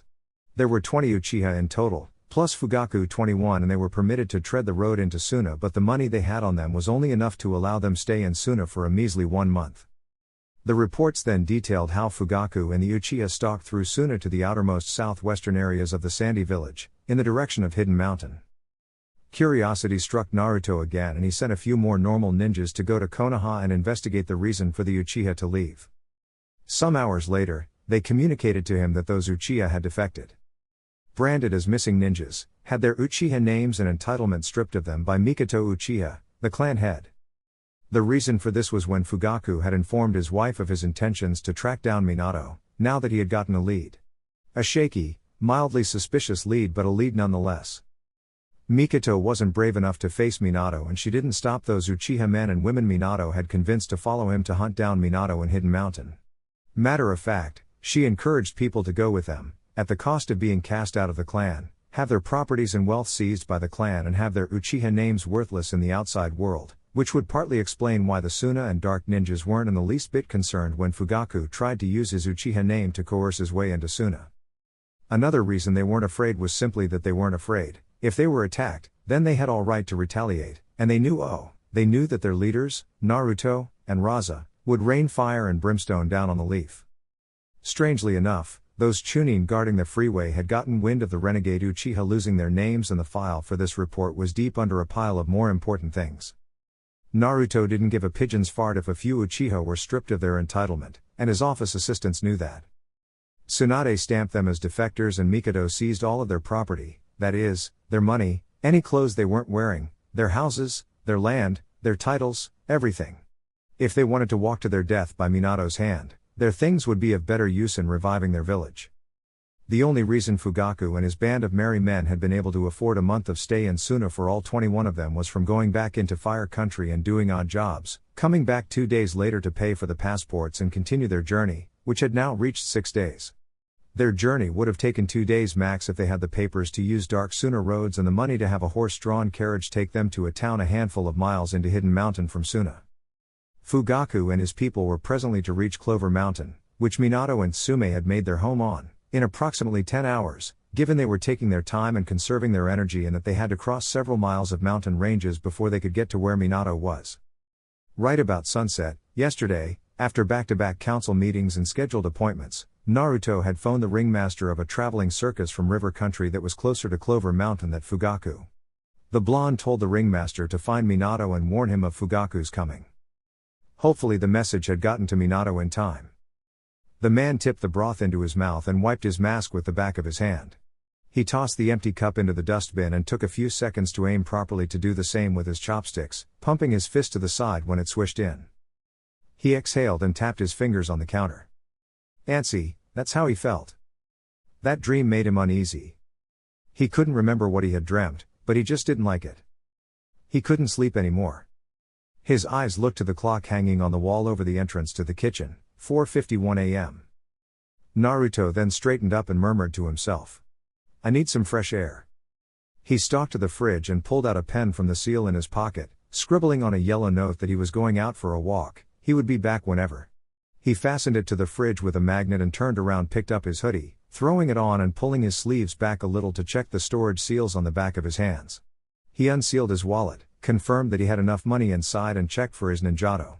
When he was sure he had what he needed, he slid his feet into a pair of black sneakers with white soles, bending down to tie the laces.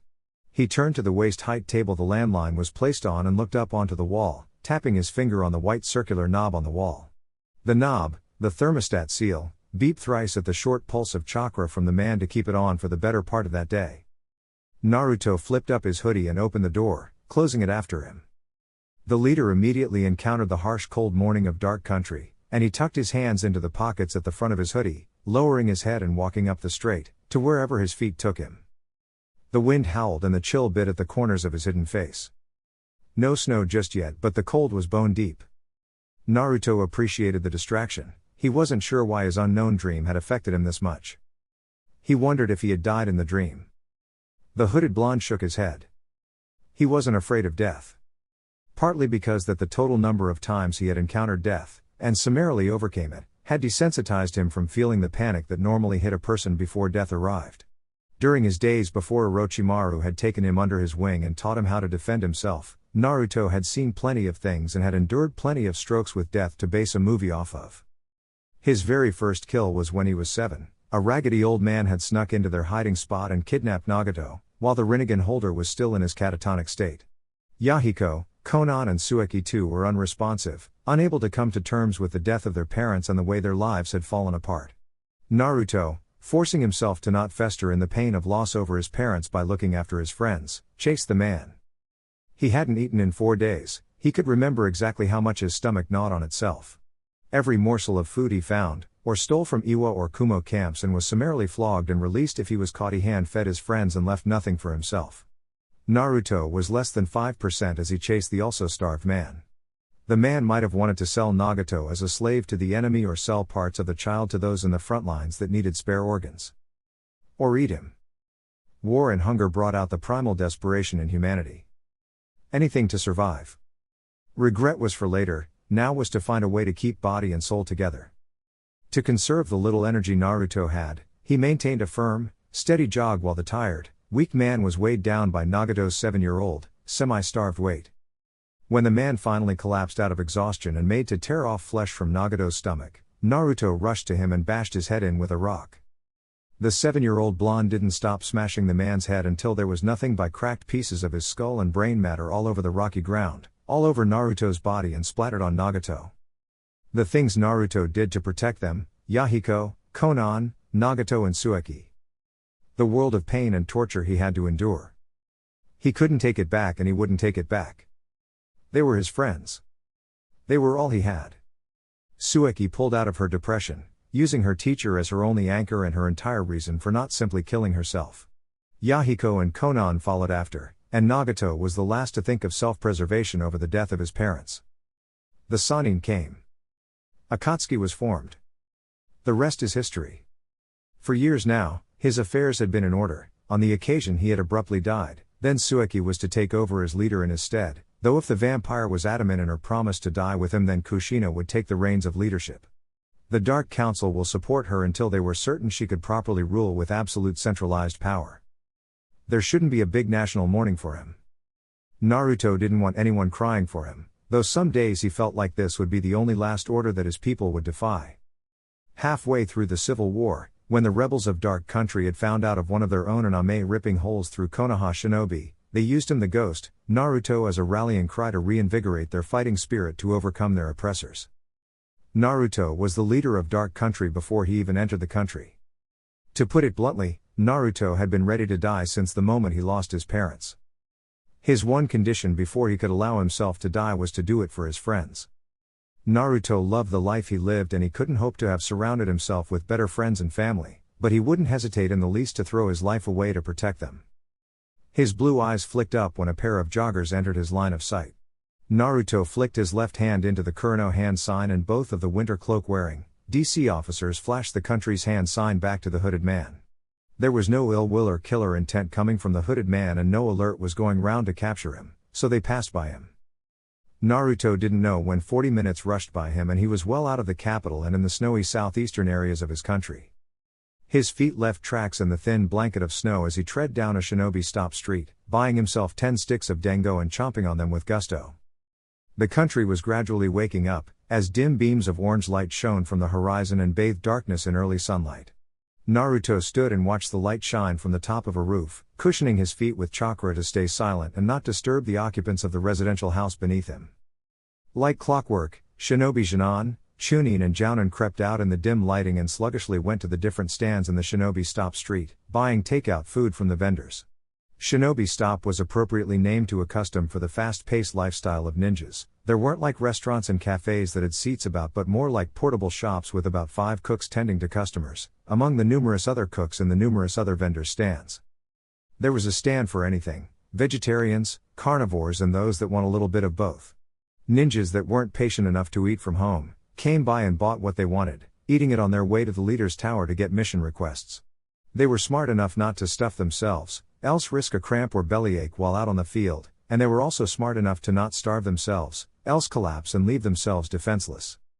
Dar-ryu was the only currency used in Dark Country, and with the abundance and availability of missions, there were more opportunities to earn their pay while at the same time adding to their mission quota to rank up.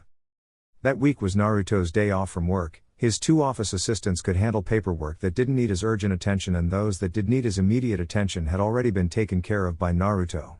The Chunin that distributed the mission requests on the ground floor of the tower could handle their assigned roles well enough, maintaining a steady stream of pending missions to those that requested it and confirmed missions to those that had completed theirs. 5:42 a.m. Naruto idly twirled a dengo stick in his left hand as he tramped down the snowy roads, hiding his presence from the ninjas making their orders to the stands at the Shinobi Stop. They weren't many at that moment, but more were coming. "Jinny." Naruto's eyebrows shot up into his hairline when he heard the call. "Jinny. Where are you?" He turned towards the voice, just as 2 more people added their own calls. "Here, Jinny, Jinny, Jinny." "Here, boy." The hooded leader walked to the young teenagers. 2 boys and a girl, and they were wearing forehead protectors and bearing the holstered standard shinobi weapons kunai and shuriken. One boy turned to the girl, who was apparently the squad leader. "We should tell sensei." "No, we can handle this." "What seems to be the problem?" Naruto asked as he stopped before the 3 genin. The 3 junior ninjas warily looked up at the tall, hood-wearing, masked man, and Naruto's sweat dropped at how sketchy he might look at that moment, so he flipped off his hood and smiled genially. He looked familiar. Could he be? Nah. He has better things to do than to be talking to them, their minds collectively summarized. The girl, still wary of him, slowly supplied. "We're looking for a dog, Jin. We were walking him, but Kato." She snapped a hard glare to the other boy, and said boy looked away and whistled nonchalantly, making Naruto chuckle. Thought it would be a good idea to let him off his leash. Jin spotted a cat and... "Ah." Naruto waved his hand flippantly. "I understand." He looked to the ground, his hands perched on his knees. "Is this the place you lost Jin?" The other boy, the one that wanted to call their Jounin sensei, bobbed his head. "Yes, sir." Naruto fixed the last speaker with a curious look, then he asked. "You're from the Panther clan, right?" The yellow-eyed boy seemed surprised at the guess. "I am." "Why don't you use your nose?" "The wind's blowin' Jin's scent." I can't." Naruto then looked to the other boy. "Suzumabachi?" The blond man laughed lightly at the hesitant backstep from the boy. "Your glasses, and you're buzzing." He finally jutted his chin to the girl. "I know your uncle, Komodo." Why you're creeping us out, sir." Komodo Dragon's niece stuttered, taking her own step back and slowly reaching for her kunai. "Who are you?" Naruto's smile brightened and he looked back down, ignoring her question. "Let's look for your dog." His eyes sparked and he pointed to the shallow snow. "Prince." The dark glasses wearing boy from the Wasp clan spared a look to the ground. "He's right. Since your dog was chasing a cat, I doubt he was running in a straight direction." The genin nodded to that logic, albeit slowly as the gears in their heads turned. "And since it was a cat Jin was chasing, it probably ran into where there's a high perch to get it off the ground, or at least high enough from the dog." Naruto spoke to the Suzumabachi boy. "Your eyes can see the footprints clearer. You could use them." He straightened up and dusted the knees of his sweatpants, pointing to the side of a store. Drowned out by the gradually increasing buzz of the ninjas in the Shinobi Stop, the dog the 3 genin had been walking was barking at a black cat hissing down from the top of a trash can. Dogs might have heightened hearing and he might have heard you lot calling him, but all he cares about is getting that cat. He flipped his hoodie back on and stuffed his hands into the front pockets, saying, "Next time, don't panic." "Oh." The genin muttered in unison. The taste sensor girl then bowed appreciatively. "Thank you, mister." Hey Hey, are you a ninja or something? The panther boy asked, as the Suzumabachi ran and tackled the dog before it could escape. The children lowered their apprehension, only just a little. Naruto flicked their foreheads and smiled invisibly.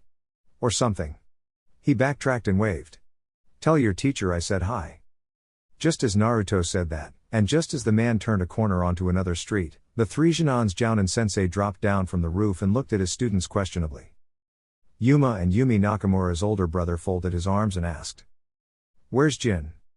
The older sibling of Naruto's family doctor and Kushina's former academy teacher smirked when the Komodo girl presented Jin to him, a dark brown sausage dog that wiggled in her grasp. Well done. Time to give Madame Kinku her dog and head back to the tower for another mission, don't you think? Meanwhile, Naruto squinted his eyes up onto a street lamp as it dimmed and turned off, staring straight at the masked kunoichi perched atop it. She bear, he said with a slight smirk, leaning back to fully see the dark-clothed, animal mask-wearing Kuma boxer. I see you finally made it into black. The black operative sat down on the street lamp and tumbled backwards, neatly landing on her feet. She pushed up her red panda mask and smiled brightly to her ex-girlfriend's husband. Finally. He patted her shoulder. Congratulations. He walked past her and she joined him. What team are you on? Black Team 91, sir. She tapped her fingers together and muttered. My squad captain is a hard ass though. Nothing you can't get through, she bear. Naruto familiarly ruffled her dark brown locks and the young woman laughed, pushing his hand away.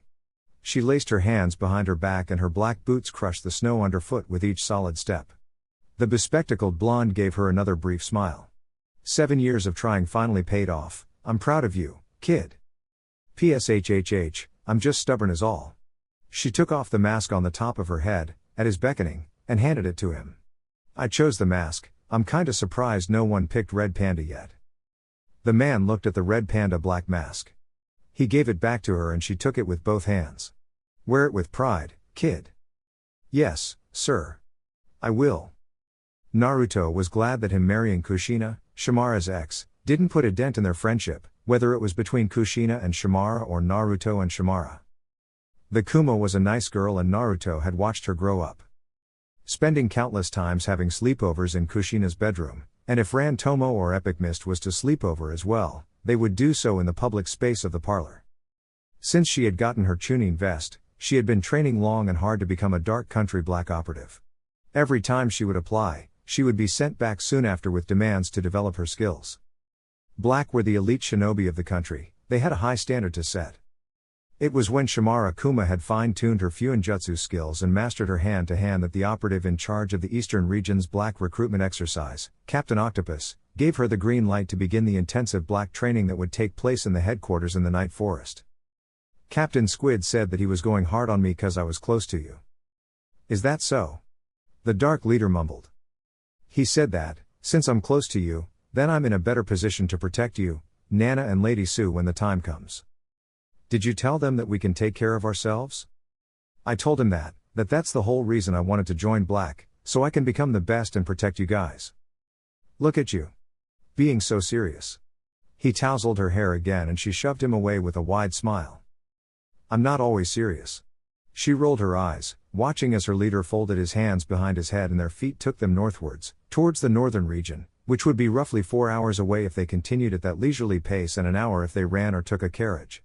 I'm seeing someone now. Naruto looked to her with a larger-than-life smirk. Oh really? Ha, yeah. Shimara scratched the back of her head, nervous. I met her at a mixer last month. She writes children's stories and she wants to open a publishing company in the country. Naruto waggled his eyebrows at her. Any plans to get married?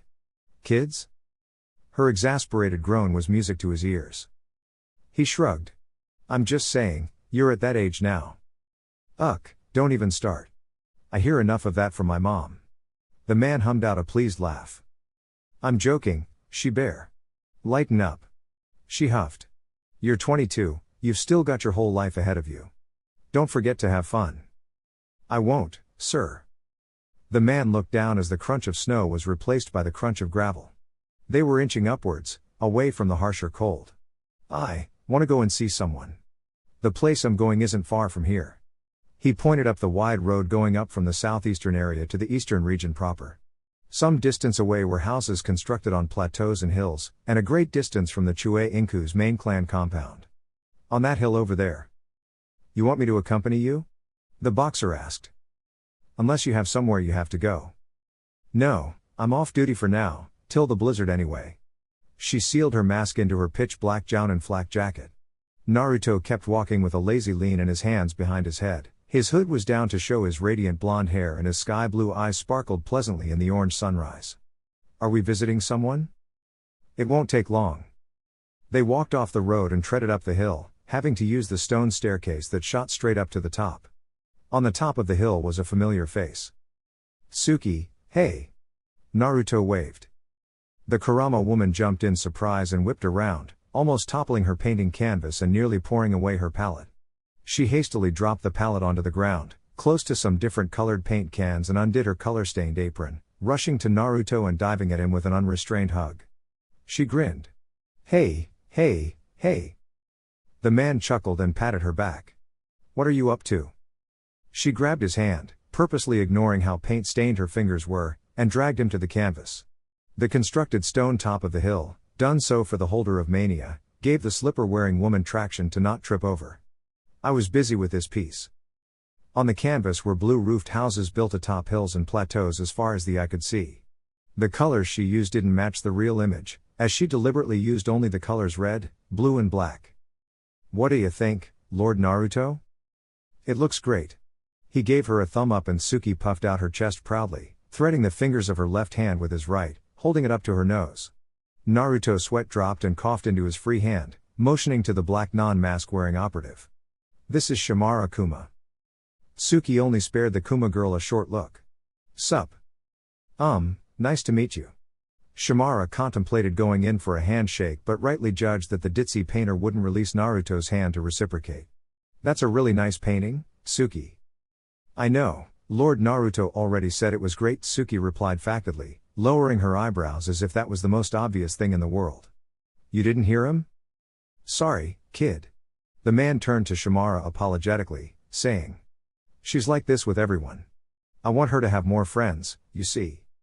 Suki was affronted by this, holding Naruto's hand to her chest and standing on her toes to match Naruto's height as much as she could. I have lots of friends. Name one. The man challenged, lifting a finger and dropping it before she could grab onto it. Except me and your mom. The ditzy Kurama deflated. No fair. Naruto smiled brightly, petting her head. The first step to making friends is to admit you're a loser. Shimara cracked a smile and hid her tittering laugh behind her hand when the blonde leader almost literally, and mockingly, looked down on the Kurama painter. The leader of Dark Country swept his hand over the scene Suki was painting, indicating the houses, the towns and the villages all over the country. There are millions of people in this country, Suki, and now that you're out of Konoha and there are so many places to see, you have every chance to make friends. The Kurama curse couldn't be blamed anymore. The Uzushiogakur Fuinjutsu Research Facility partnered up with prominent seal masters from the Chue Inku clan to devise a way to make the Kurama curse a non-factor.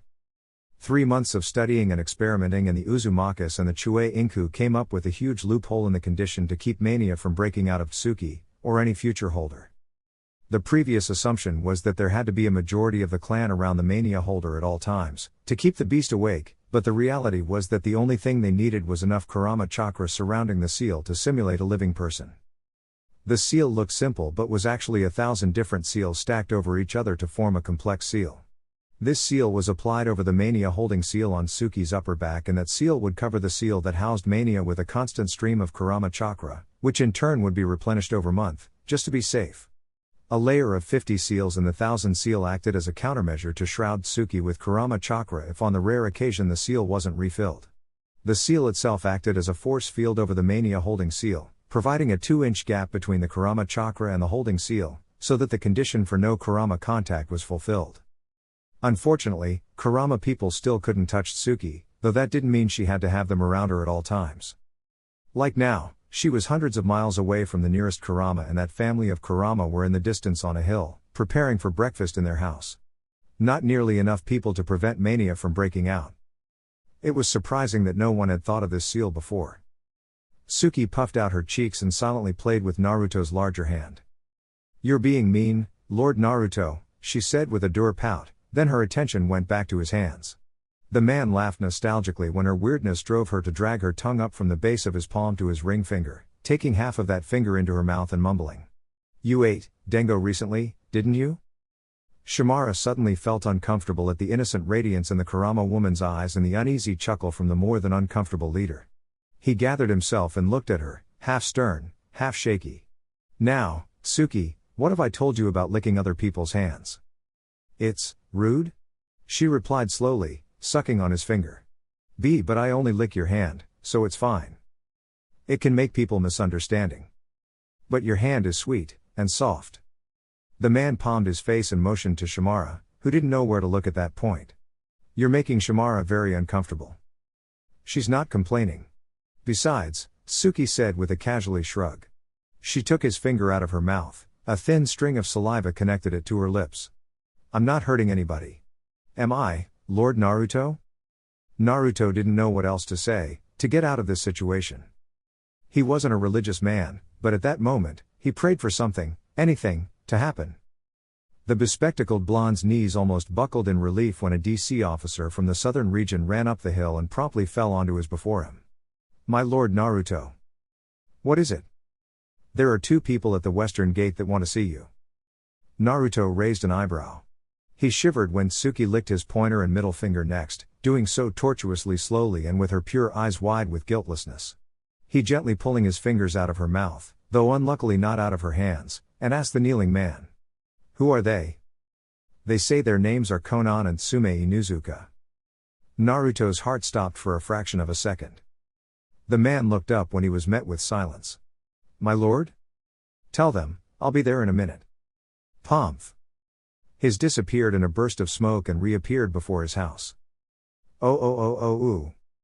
Defense Corps' Refugee Protection Unit Command Center. Outside of the northern region, within Dark Country territory. Dark Country. Naruto was greeted with the hushed, anxious murmuring of the refugees under his protection. The glasses-wearing leader took his first step into the camp, the first one he had ever taken, and a force of roughly 50 dark brown and white cloaked shinobi and kunoichi rushed up before him and created a path for their leader, snapping into crisp salutes and keeping the nervous refugees behind them. There were refugees from as far as Snow Country to as close as Hidden Mountain. In the beginning, when Naruto's conscience permitted him to allow refugees onto his lands but not through the gates of his great country, there used to be 2 refugee camps that was built to accommodate the thousands that flocked over from their war-torn villages and countries for safety. Their number had gone down from about 14,000 to 8,000 by the resolution of the war due to the wealth nations signing an all-binding neutrality pact that will and has been affecting the manner of relations on the continent for months now. The neutrality pact of the wealth nation daimyos was meant to reinforce the non-aggression agreement of the Five Cage and the Cage Summit, but the neutrality pact had taken point for the undeniable widespread effect it had on smaller, less wealthy nations, thus all over the continent. There was a considerable amount of spending going into the refugee camp from the National Bank, signed off by Naruto himself, and this was gradually used to develop the camp, making it so that tents and tarps were replaced by quaint, 2-bedroom houses and boarding houses. There was a clinic to tend to the sick and basic education was provided by volunteers from Darkness. They were at liberty to make mission requests to Darkness, but at a price, and they were also free to rebuild their lives inside the refugee camp. The marketplace in the refugee camp, though smaller and less visited than the ones in Ghost Town or the Dark Capital, was a good source of income for some refugees that were brave enough to venture out and bring in goods. The one condition that would ensure refugees lived relatively happy, prosperous lives in the developing refugee camp, and that was they were not to dare try to enter Dark Country. They would be caught and kicked out, and at worst they would be shipped off to the super maximum security prison in Kiryagakure. Darkness was synonymous with secrecy. Darkness valued its privacy. As long as they followed that rule and lived their lives as decent human beings, Naruto was more than happy to have his defense corps safeguard the lives and livelihood of the refugees. For that, they couldn't complain.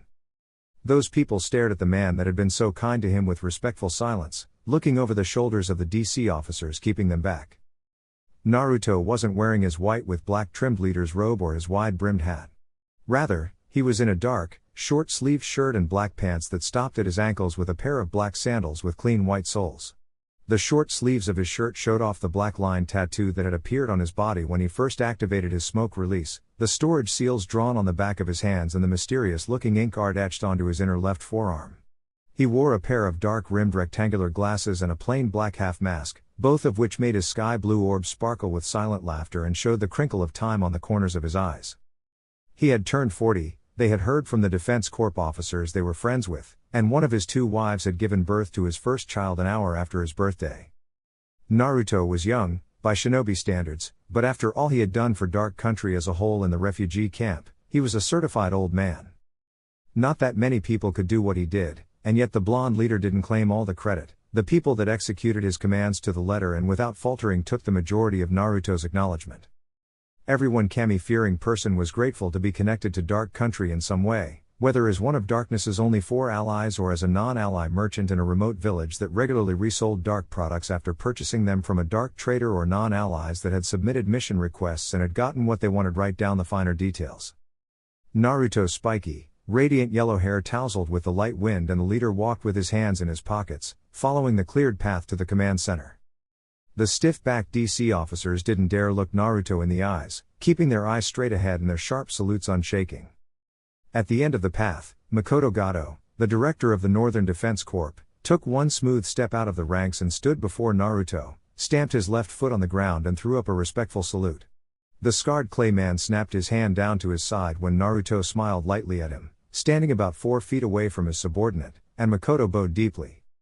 "Lord Naruto, sir," he shouted, and the other Defense Corps officers brought down their hands in unison, but didn't break ranks or shift out of their stiff-backed attention stand. Makoto continued.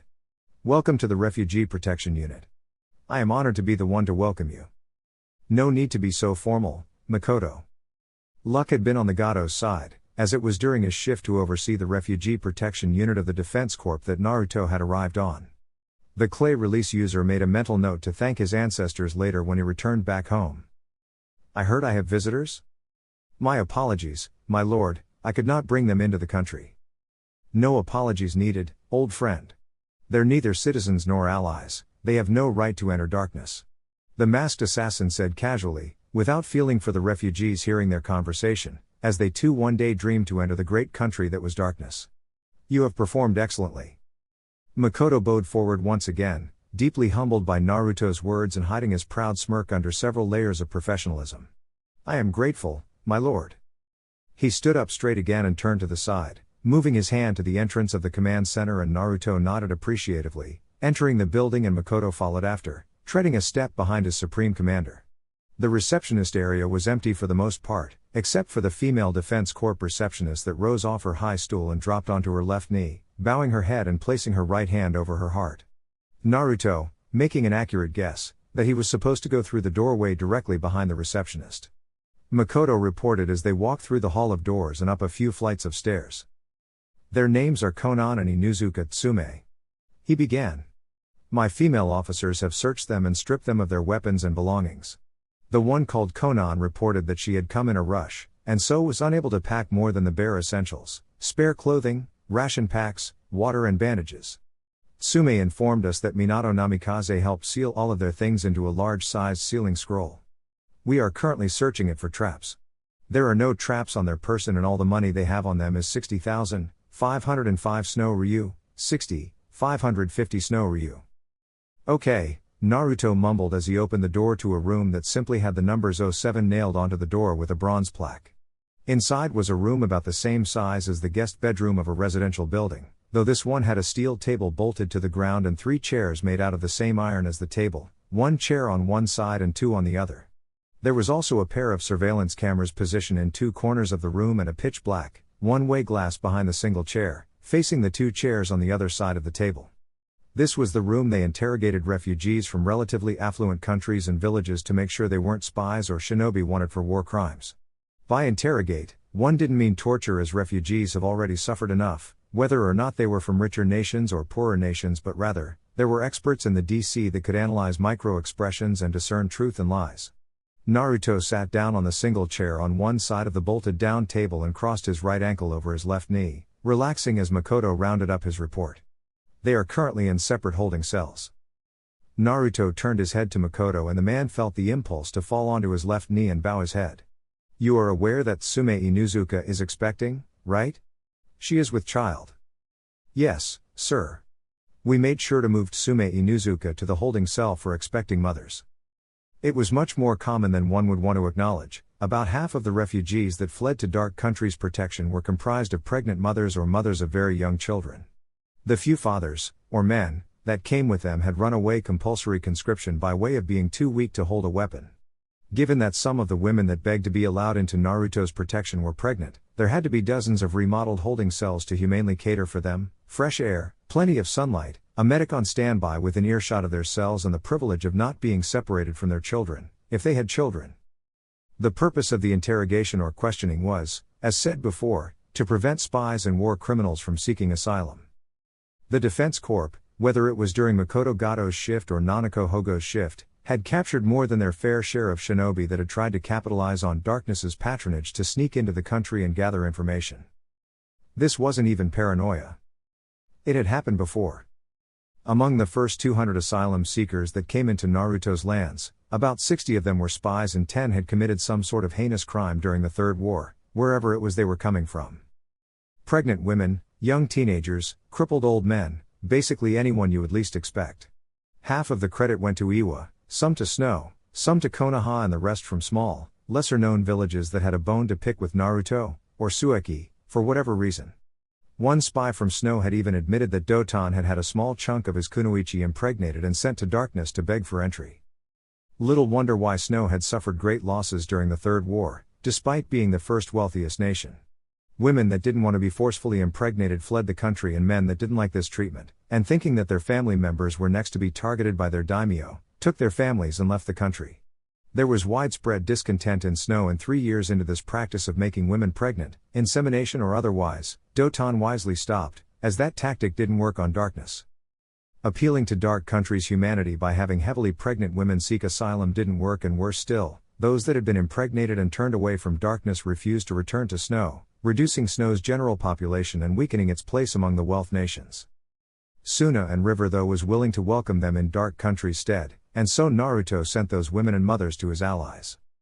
It would only be during the tenure of the next leader of Darkness, long after Naruto had died, that those refugees that had peacefully camped and settled outside of Dark Country's borders but within its lands would be acknowledged and welcomed wholly into the country, where they would live their lives with the same privileges of Dark citizens. Naruto waved once. Bring them in. As you wish, sir. Oh. The first person to be led in was Conan. She had come in without any shackles, handcuffs, chains or any restraint of any kind, but the woman's steps were slow and tired. She was in a sleeveless purple dress that reached her knees, tight black pants and a long-sleeved black turtleneck shirt underneath to hide her ghostly pale arms and neck. Lastly, she had on a pair of blue shinobi heels.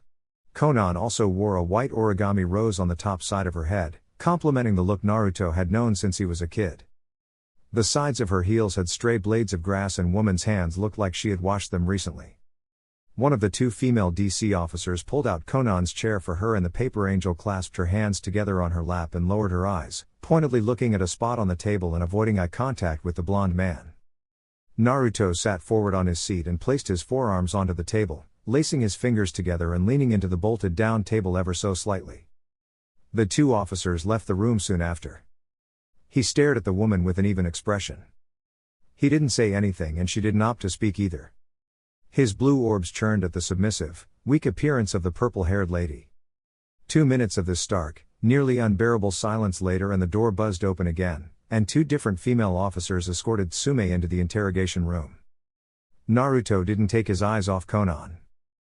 The Inuzuka was helped into her seat and Naruto flicked his right hand over his shoulder.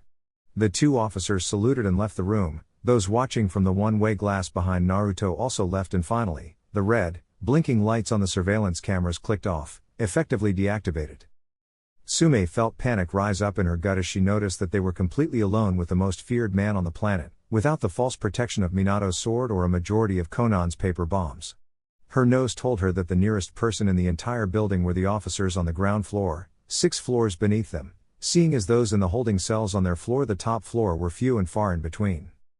The bespectacled blonde then pushed his glasses up his nose and placed his hands flat on the table, an unspoken shinobi way of telling them he meant no harm. He smiled gently and looked at Tsume. I have to apologize for the harsh treatment. You can't be too careful these days, you know. The 7 months heavy Inuzuka's lips were in a straight line, unsure of how to respond to the sincere statement. Conan responded on their behalf, her face still lowered in dour expressionlessness. I understand, you don't trust us, me. Naruto looked to her and placed his chin on his right palm, saying, No, Conan, I don't trust you. The purple-haired woman frowned invisibly and her shoulders sank further. Your honesty is as refreshing as ever, Naruto. I take it you don't trust me either. It was Tsume's turn for Naruto to face, and he said, Frankly, I don't trust anyone that crawls out of Konoha. You should have been killed the moment you stepped foot on my lands. But he sat back in his chair and crossed his arms. The reason neither of you are dead is because of Minato. Tsume cleared her throat and asked in a low voice. You're afraid of Minato? Naruto chuckled and shook his head. Oh, no, he has already seen his own fair share of suffering. You, Tsume Inuzuka, are Minato's weakness and I don't see the use in killing his weakness. So you do have a conscience. The heavy woman said with a sharp smirk. Don't misunderstand me, Tsume Inuzuka, Naruto then said as he leaned forward on his forearms. He closed his eyes and the corners of his eyes turned up genially. Make any sudden moves and I will kill you.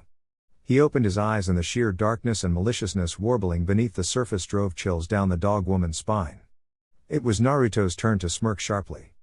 Cool? Tsume grit her teeth, hating how much she was afraid at that moment. She lowered her head and nodded. I understand. The masked man then looked back to the silent angel of Ame and said, Let me see your hands, Conan. The woman's lips screwed to the side and under the table her hands closed into tight fists. Why? You being here and not an Ame with Nagato can only mean one thing. I want to confirm it. He hummed and motioned to her. Let me see those hands, Conan. Conan sighed. Fine. She placed the back of her hands onto the table and Naruto scoffed when he saw what he guessed he would see. There. Conan's right ring finger was missing, cut to a stump. She also didn't have on any of her piercings. Ha! The man murmured, his smirk struggling not to show. Defected from Akatsuki, Nagato's not gonna be happy. He isn't. She looked to his own right hand and her eyebrow slightly furrowed when she noticed that his ring finger was well intact. What did you do to get your ring off? It's quite simple really, my chakra burned it off. The purple-haired kunoichi's eyebrows lowered. Of course. Naruto then said, entering the thick of the matter. Another guess is that the Akatsuki are after you and that the River Circus ringmaster delivered the message that Fugaku and his shinobi are close to Clover Mountain. He chuckled again, amused. What a mess, huh? We need your help, Naruto. Oh, and what do you need my help for, Conan? The man asked with a raised eyebrow. Are you not the angel of Ame? I'm sure you can take care of the Akatsuki by yourself. 1 or 2 S ranks, I can handle, but there are 5 people plus Nagato making 11 with his paths. Are tracking us down. Conan and Tsume had flown a fair portion of their journey to darkness, keeping low and away from detection and at time having to walk on foot to reduce their chakra print in the environment. This alternating between flying and walking, as well as coming directly to darkness, instead of entering Suna, before darkness, cut the time of their journey by dozens of hours. He, as in Nagato, probably thinks that you and Tsume know too much. The man made a flippant hand motion. If you're looking for protection here, then I'd be willing to accept, as long as neither of you even dream of entering the country. He smiled gently. My border seals are capable of handling those upstart S ranks, however many they may be, and I'm confident my shinobi can keep you two safe. Thank you, Naruto. I'm happy you're willing to protect us, after all these years. The purple-haired woman's eyes ventured up and they were glazed over with unwept tears, then she quickly looked back down when she didn't find the kindness in Naruto's eyes, the one she was used to seeing. What she saw was staunch indifference. But, I promised Minato I would safely get Tsume to the Fire Lady. They have a long-standing friendship. And where is Minato now? He stayed back. Tsume bit to herself. Dumb blonde wants to take them all by himself. Why didn't he just flash you to Wakono? Naruto directed this question to the angrily mumbling Inuzuka. He said teleportation isn't good for me in my state. Naruto shrugged. Inconvenient, but he's the expert, I guess. He pointedly looked at Conan. You want me to help you escort Tsume to the fire capital? Conan hastily said, her eyes frantically wide. Why you don't have to go yourself. Just a few of your ninjas will be fine. I never said I'd go with you. He watched as the woman visibly and emotionally deflated, her eyes losing what little light they had left and her soul sinking to new depths of depression. I am bored though. I'll use this chance to stretch my legs. He shrugged nonchalantly. I might even see how I'll fare against the S ranks of these days. Conan placed her hands onto the table and bowed deep, so much so her forehead touched the table. I can't, thank you enough, Naruto. Naruto's only reply was a small nod. Conan sat up and, more bravely, looked up to the blonde leader. Where is Suki? She's on her way. Unlike Naruto, who Nagato and Conan had known were leaving, Suki following her teacher was something they didn't expect. They could have guessed the wide-eyed vampire girl would follow her idol, wherever he was going, but the girl had not even informed them of her departure. Suki simply left. No goodbyes. Is she, well? She's okay. I mean, are you too? We're together, if that's what you're asking. Naruto answered. Tsume looked between the two former friends, confused but wisely kept out of the conversation.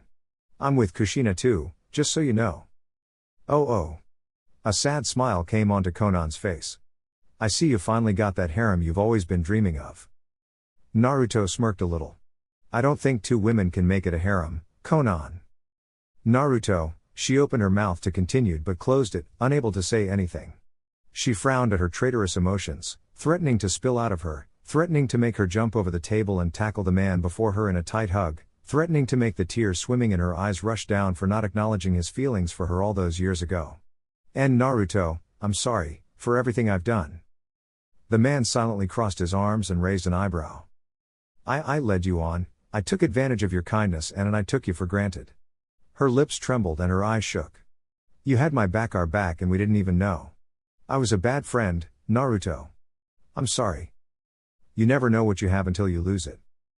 A memory surfaced in their minds. A 9-year-old Conan walked around the corner of a lone wall, what was left of a building, and gasped in horror as the boy she was searching for took off his shirt to allow the Amiga Core rain wash off the dirt and grime from his body. She made to apologize, but her pale face paled even more and her blood ran cold as she saw all the angry, violent, purple, yellow, red and blue slash that crisscrossed over Naruto's bony back. They looked new. They looked like they had been dealt 30 minutes ago. The mask-wearing blonde looked over his shoulder, pausing in his action and his face reddened with morbid embarrassment. What the hell, Conan? I'm sorry. He quickly put his tattered shirt back on and faced forward, where there only lay a high pile of rocks from the house that used to stand before him. He spoke without looking back at her, keeping his masked face neutral and his voice even. I gave Sue something to do. Can you help me watch her? I'll be done in a minute. A bomb went off close by, though not close enough to take them off their feet, and certainly not close enough to alarm Naruto. Conan's mouth flapped voicelessly. Her hands went up to her heart as the image of bloody slashes went through her head. It's nothing. Some minutes ago, Naruto had returned with a whole goat's leg and he was making preparations to smoke it so they could have food for the next 4 days or so, if they conserved it well. The purple-haired child bobbed her head quickly and covered her eyes, running away with a deep blush. The image of horror on her friend's back was replaced with the embarrassment of almost seeing him naked. The dark leader still didn't speak.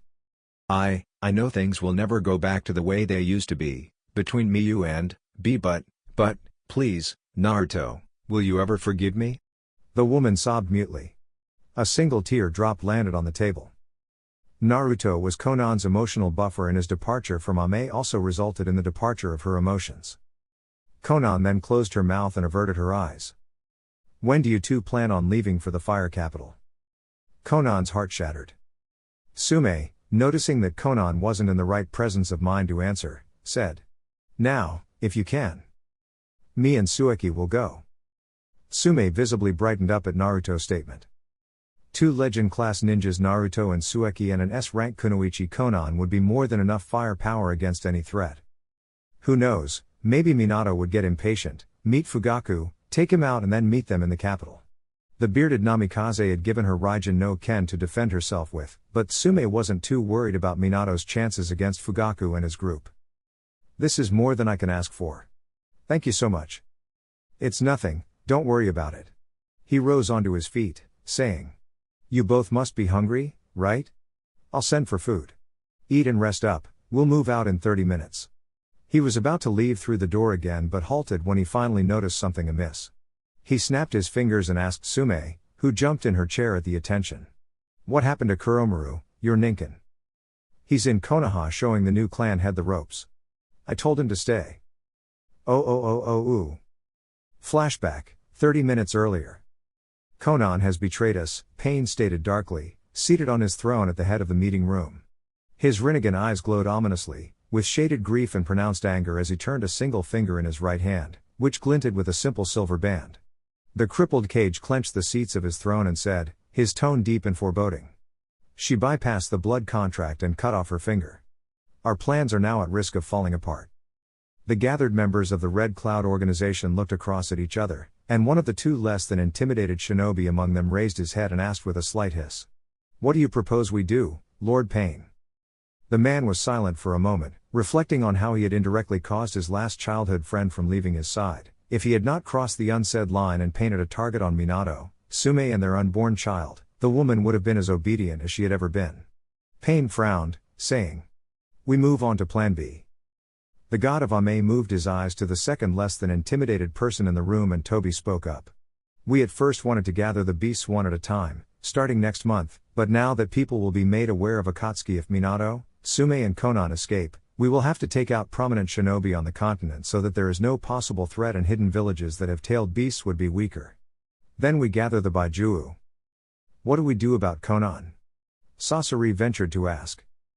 She dies. Minato will no doubt be with her. He will be too preoccupied with Fugaku, Orochimaru said with a sinister smirk. While he was in Suna, I had Kabuto slip something into his drink. Diadera didn't appreciate the Sanin's cryptic words. The hell does that mean, It means that Minato will have a harder than normal time against his old friend, Kisame snapped shortly, facing the mad bomber and the corners of his lips curled up into a similarly evil smirk, turning his head to his right, to the orange mask wearing S-rank to his side. Possibly even kill him for us. Fucking sucks, Hidan spat with disdain. That stupid ass blonde fag gets on my fucking nerves, thinking he gets to fucking come and fucking go as he fucking well pleases while we bust our fucking asses to keep this hellhole running. Mind your mouth, priest. Toby muttered, facing the man with his lone, coal black eye. This isn't the time.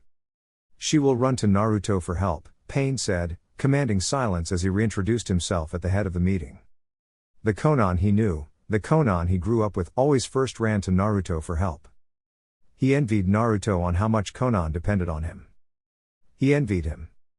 He envied how reliable Naruto was. Oh, how he envied Naruto. Wherever Naruto is, Suki isn't far behind.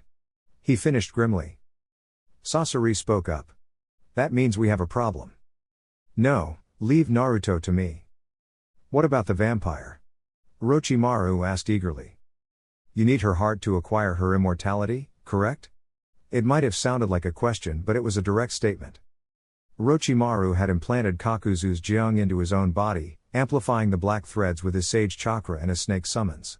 The scientist had also harvested roughly 50 different hearts from unfortunate civilians and shinobi outside of Ame, and surgically reduced their sizes to that of a golf ball. Jiang took those 50 hearts and arranged them in Orochimaru's gut. The snake sage might as well be immortal already. Though Naruto's volatile remained in his chakra network, ever eroding his lungs and his unnatural snake heart. Those 50 hearts only elongated his time on Earth. Acquiring Suiki's heart would evidently purge Naruto's chakra from his body. I work alone. Orochimaru reminded the man, and Pain hummed to himself, tapping his chin reflectively. Allow me to get it myself. Do so. A broad grin stretched on the man's pale cheeks and he bowed appreciatively. Sasori and Diadera, you two take care of Conan. Hiruko's hulking frame rumbled and the puppet master inside settled back, the chakra spring sprouting from his fingers controlled the puppet shell to bob its head once. All right, Lord Pain. I will take the fight to Fire Country, seeing as the fortress that was darkness couldn't be infiltrated to be used as a battleground.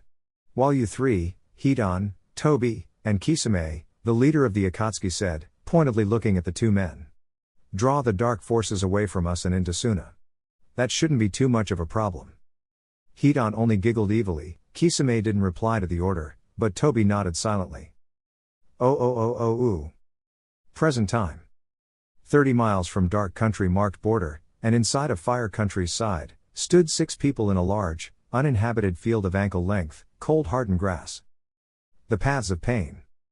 They emotionlessly stared at the people standing a fair distance away from them, calmly feeling the wind blowing against their Akatsuki cloaks. Tsume stayed behind Naruto, by his silent command and rigid hand gesture once they had seen the 6 paths, but Suki and Conan were at Naruto's side. Conan and Tsume had only bathed and freshened up, their clothes slightly rumpled but more presentable, while Suki was in a dark red, long-sleeved shirt, black combat pants and red shinobi sandals. She had on a pair of black gloves, her black with white design Jounin flak jacket laid neatly on her torso and her dark country forehead protector glistened on her head. Her waist-length white hair was tied up into a loose ponytail, thrown over her left shoulder. Unlike her teacher, she visibly carried the basic shinobi weapons on her person, a kunai holster on her right thigh and a shuriken holster on her left hip. The last article of clothing on her was a black bandana around her neck, though it didn't reach her ruby red lips, it did cover her chin. This bandana was an echo from the past, from the time she was a young child and started tying her hair around her mouth when she first met, then she upgraded to a tattered, hole-ridden scarf when their lives fell apart, and finally she settled on a featureless black bandana when she was 13 and inducted into the Akatsuki by her teacher. As of when she arrived in darkness with Naruto, she no longer covered her lower face. The corners of Naruto's eyes dipped down a little and he barely turned his head to Conan. Take Tsume and fly to Fire Country. Suki will protect you too. His head swiveled to the vampire and he said with grit teeth. Don't argue. The pale vampire ground her teeth defiantly, meaning to open her mouth and snap right back at her husband that she wasn't ever going to leave his side, but the man smiled at her, soft enough to deflate her rising fists. Don't worry about me. His smile brightened and he placed a hand on her shoulder. I can handle myself. The woman mutely stared at the blonde. Her will to defy him reduced to nothing and her stoic mask broke into a frustrated sigh. I'll drop them off and come right back, okay? Naruto laughed quietly. Sure. The white-haired beauty grabbed Naruto by his Jounin vest and stood up on her toes, planting a kiss on his mask. Conan turned away, hiding her jealousy. She summoned a swarm of white sheets of paper from her arms, forming a blanket of paper that levitated off the ground. She hopped onto the paper, held out a hand for the pregnant Inuzuka and then took off into the sky, taking a route to the capital that widely went around the Rinnegan-bearing paths, just as Suki finally separated from her teacher and sped after the paper angel and Minato's weakness. Naruto and the paths watched them leave, then the Deva path said. Suki won't live long enough to make it to the capital. Naruto smirked invisibly. You don't give her enough credit.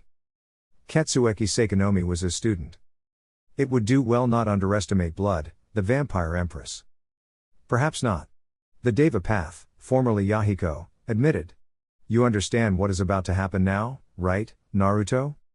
Trust me, Nagato, Naruto warned with a small shake of his head, holding his hands as if to surrender. You don't want to do this.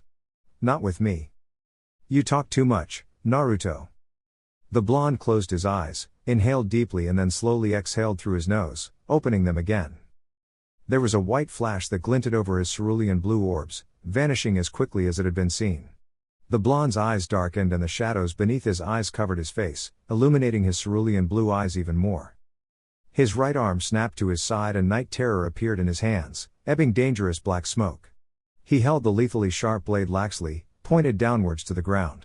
6 long tentacles made out of smoky blackness slithered out of his back and shoulders, fluidly passing through the seams of his shirt and his vest without tearing the material, and waving about him hypnotically, as if they had a mind of their own.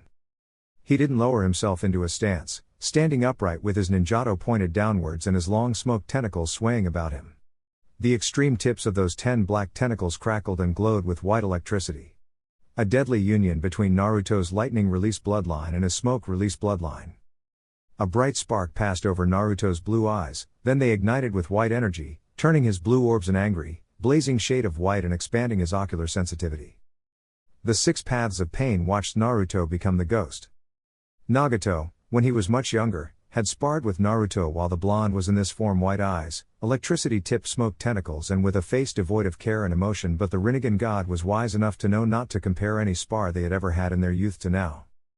This fight would dwarf any fight they had when they were kids. The sky light blue became darker, turning dark red. Black clouds slowly populated the heavens and the wind became stronger against both men. The two men expelled chakra from their bodies, Nagato doing so from all his paths, and a light shower of rain drizzled down on both men, and the black clouds covering the sun crackled with white lightning, threading visibly through the clouds. Then and there, under the blood-red sky, the pitch-black clouds that blocked the bright yellow sun, the light shower of Nagato's chakra rain and the crackle of Naruto's white lightning, Naruto made a vow to the 6 paths of pain. "After this, I'm coming for you, Naga."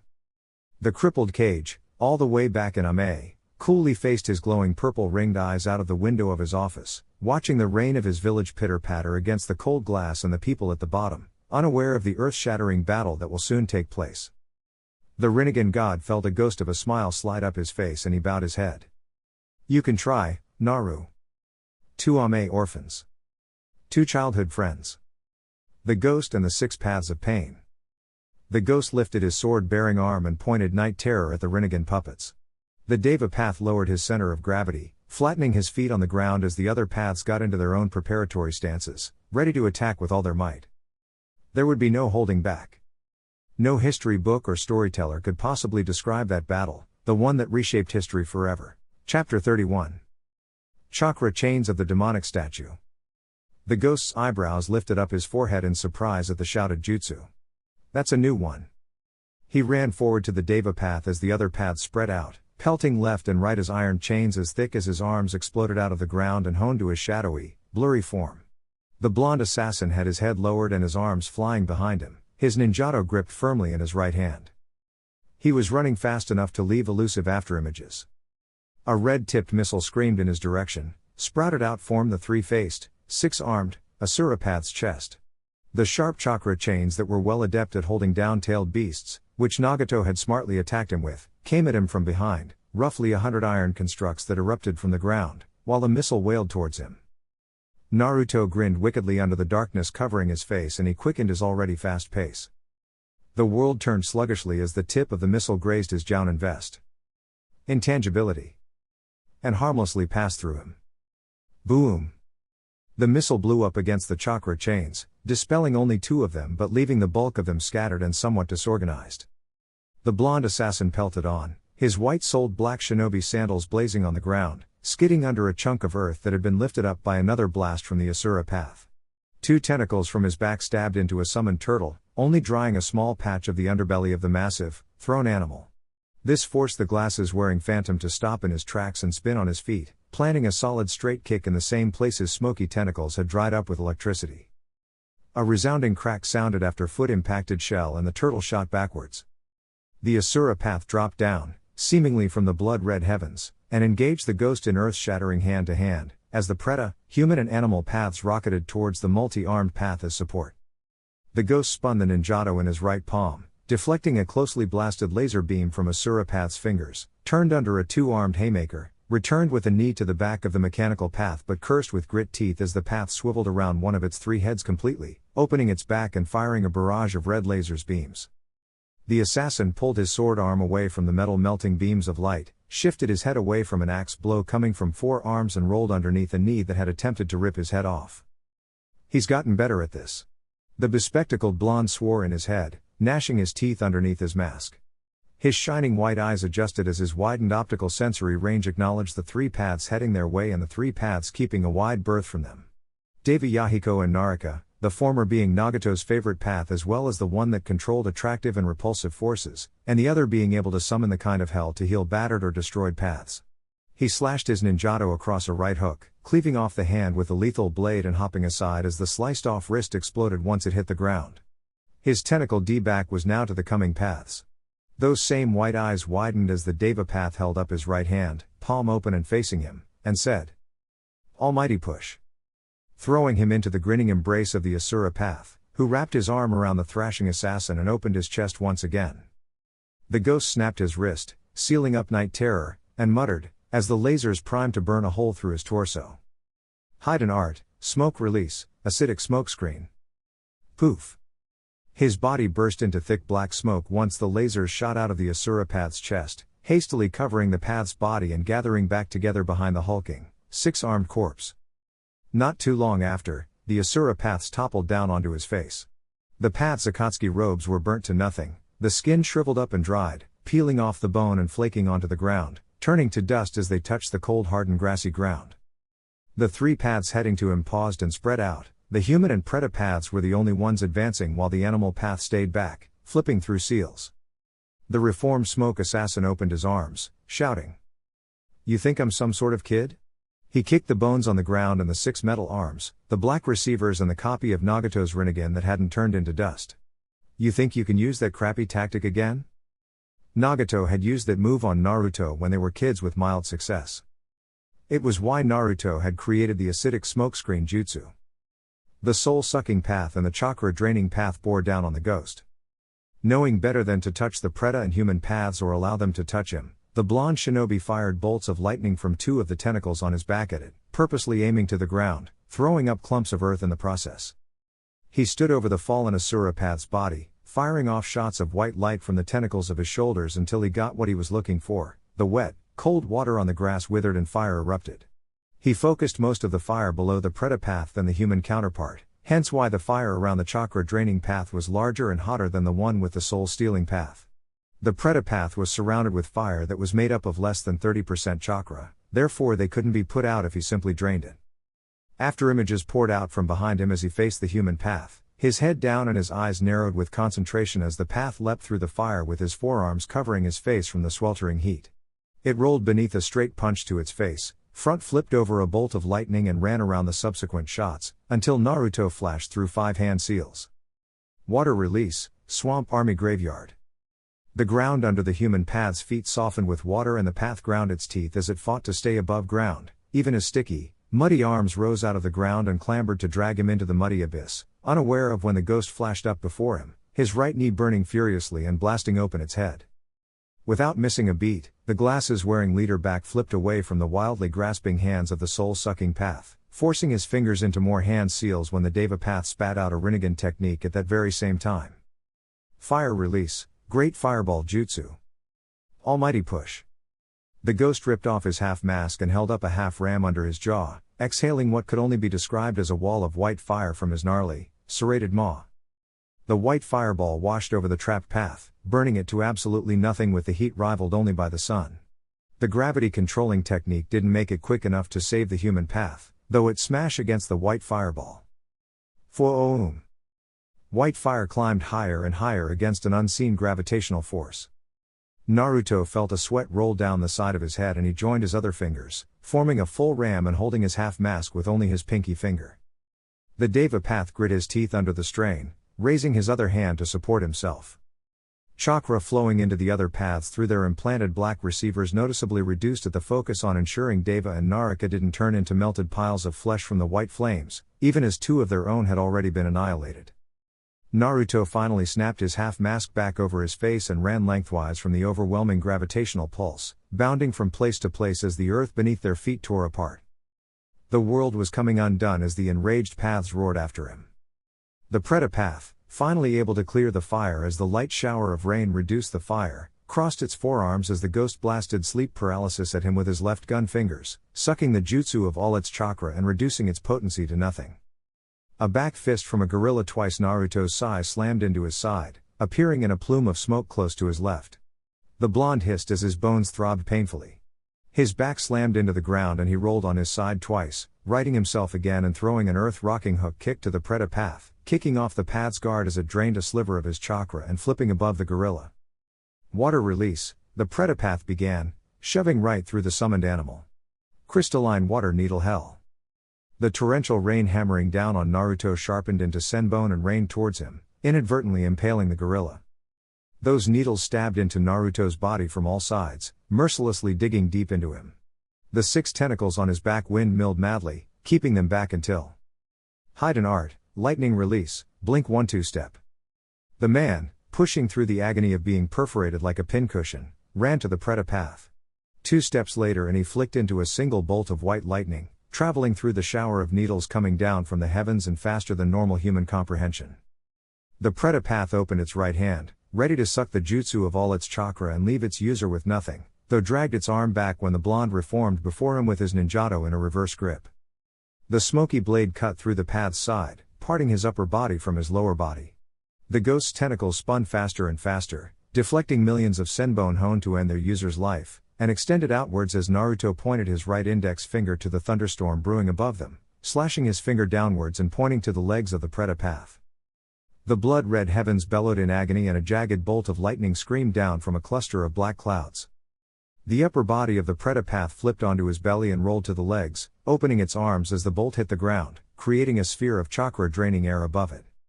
The ghost flashed through 3 rapid hand seals, faster than all the paths could realize Naruto's plan and much faster than the Rinnegan mutated cheetahs could get to their target. Earth release, Earth spike. With the Preta path preoccupied with the electrical strike from above, and not having the mobility of being on its feet to defend against an attack from below, the single Earth spike speedily broke out of the ground and ripped through the back of its head, shattering the skull and having its arms flop down weakly as the chakra receivers in its body fluctuated at the loss of its head. Crack! The lightning from above slipped through the chakra draining sphere and obliterated the upper and lower body of the headless Preta path. Without wasting any time to savor his success in taking out 3 of Nagato's paths, the ghost turned to hold Night Terror across his chest as one of the cheetahs snapped at his neck, unfortunately biting into the weapon and summarily drying up from having thousands of volts of electricity rushed into its body. Naruto gnashed his teeth with a curse as the water senbon that had stabbed into his body reduced his mobility, not allowing him to fully avoid a clawed slash from the other cheetah at his back, ripping into his jounin vest. The hail of water senbon had stopped, but his body still bore the needles. He also certainly didn't give him the speed to raise an effective guard from a rhino as it rumbled towards him, lowering its head and staring with its beady Rinnegan eyes at its target. The man stepped aside, his muscles and his bones screaming at him from the abrupt movement, the senbon digging into them and restraining motion all the more. The rhino, as it passed him with the speed of a vengeful train, impaled its cheetah comrade and stomped its massive feet in a mad bid to stop. Naruto, heaving for air as the needles pushed into his lungs and heart from that one move of stepping aside from death by being trampled underfoot, spat out blood and his left hand shook, weakly holding Night Terror. His glasses threatened to slip off his nose and his hands trembled too hard to push them back up, too stiff from the needles in the joints and muscles to move. The ghost chuckled darkly and churned his chakra in his gut. The tentacles on his back slashed through the rhino as it came back to impale Naruto, dispelling it and beginning the painstaking process of pulling out the senbon from Naruto's body. Animal Path didn't stop bombarding Naruto with summoned animals, stampeding in their multitude without organization. The tentacles focused on the ghost's arms, zipping and snapping about his arms, leaving 2 tentacles that sprouted from Naruto's lower back fire off bolts of lightning from their white tips, dispelling as many as possible. Naruto hurried up his effort and forced his arms up into the ram hand seal, tearing flesh and muscles in the process. Kai! The volatile white and black chakra that had been gathering in his stomach blew outwards. And it was catastrophic. Tho-o-o-um. The needles blasted out of his body from the pulse of chakra, the earth groaned dolefully and depressed all around Naruto, and the stampeding animals were thrown away by the savage shockwave. The pulse of chakra reached far and wide, casting even the animal path off his feet and tossing him away, no matter how much chakra he used to fasten himself to the ground. Naruto lowered his body into a crouch, his jounin vest was shredded to pieces and his shirt had holes dotted over it, showing his bleeding purple-blue flesh where the needles had been blown out from. His right hand grazed the ground and his left hand crossed his ninjato behind him in a reverse grip, looking up at the Deva path and the Naraka path. He spoke in a whisper, a low sound that was scarcely heard in the war zone that was the battlefield, but the Deva path knew what was coming. White noise. The atmospheric nature chakra came down from the black clouded heavens and struck the nape of Naruto's neck, spreading its power into the man's body. Thick veins crawled from the corners of his eyes and reached his ears. At that moment, when Naruto's physical body shot up and the ghost's soul form came at him at the speed of sound. Back in Ame, Nagato abandoned caution and disconnected its chakra from the human, animal and Naraka paths, focusing all the power of the Rinnegan into the Deva path. His ringed eyes could see Naruto's soul form, just vaguely, and seeing it meant that he could touch and affect it, but at the very same time, seeing Naruto's soul form vastly differed from keeping up with it. Nagato needed to focus. A metal arm erupted from his lower left side and blocked a strike from Naruto's ninjato, creating a blinding flash of light on impact. The strikes and the blows came faster and faster, swifter and swifter, harder and harder, straining Nagato's eyes. He could hardly even see the vengeful spirit doggedly attacking him. He sacrificed an arm and grasped blade. Blue light shone from the catch and he quickly dragged in Naruto's chakra, using the blonde's chakra to fuel himself, though he paid for it in the form of a knee to his side, one that definitely reorganized the Deva Path's mostly inactive internal organs. The ghost released Night Terror, grabbing it with his other hand and planting a foot in the path's chest, using a bolt of lightning from the sky to pushing off. He flipped backwards, briefly watching how the path sucked most of the chakra from the lightning attack, and he dove back in. The battle was too bright to look at, littered with flashing lights and sharp, cutting winds that tore down what few foliage was left in the earth. Naruto's soul form, the form he was directly controlling, amped up its speed drastically, moving and striking faster than the speed of sound and venturing into the speed of the light. The soul form became less defined as the world around it slowed down, till only a vague, semi-unseen outline remained, and yet it didn't slow down itself. The vengeful demon bellowed. "Oh air!" The air shattered like glass, tearing the fabric of space and time as the Naruto's body became dimmer and the movements became faster. The visible, Jounin speed Naruto copying the past actions disintegrated into nothing, leaving the real Naruto, his soul form, linking back-to-back attacks within the span of half a second. The 6 tentacles on the soul form's back morphed into hands, and those hands closed into fists. A knee broke through the space between the ghost and the Deva path, almost as if it had teleported, and crushed the abdomen as soon as the path channeled the Asura path to mechanize its stomach. The faint spirit didn't stop, a backhand ripped aside an arm, a palm strike broke through a hastily raised guard and a headbutt smashed into the assembled forearms, while a tentacle arm sliced what remained of the metal arm into shreds, letting the ghost dig an unforgivable uppercut into the Deva path's chin. One so strong Nagato felt it. It hurt. The earth heaved and fell away as the aftermath of the uppercut broke open a section of the sky. Naruto grabbed the path's foot before it could fly away and whipped it down, ducking under 2 elbows and rolling underneath a grab for his shoulders, intending to drain chakra. He returned with a backflip over a metal tail swipe. Again Nagato channeled the Asura path, and he threw a handful of obsidian kunai, switching places with each projectile with his lightning release and landing a chain of brutal attacks with Night Terror, utilizing his normal arms and his 6 additional arms. Sporadic burst of light as Night Terror's single, red cutting edge clanged against the mechanical metal arms that had joined the Deva path's normal arms. Nagato strengthened his arms with his Rinnegan. Under the onslaught of the roundabout bladed strikes, the ghostly figure before him slashed down with his right hand, releasing the blade and grabbing it with a tentacle arm from his lower right side, cutting to the side and grabbing it with another tentacle arm, slicing diagonally and snagging it with his right hand and continuing this chain of switching appendages to attack, doing it so fast that an outsider that could manage to keep up with the speed of the attacks would think Naruto was using more than 6 swords.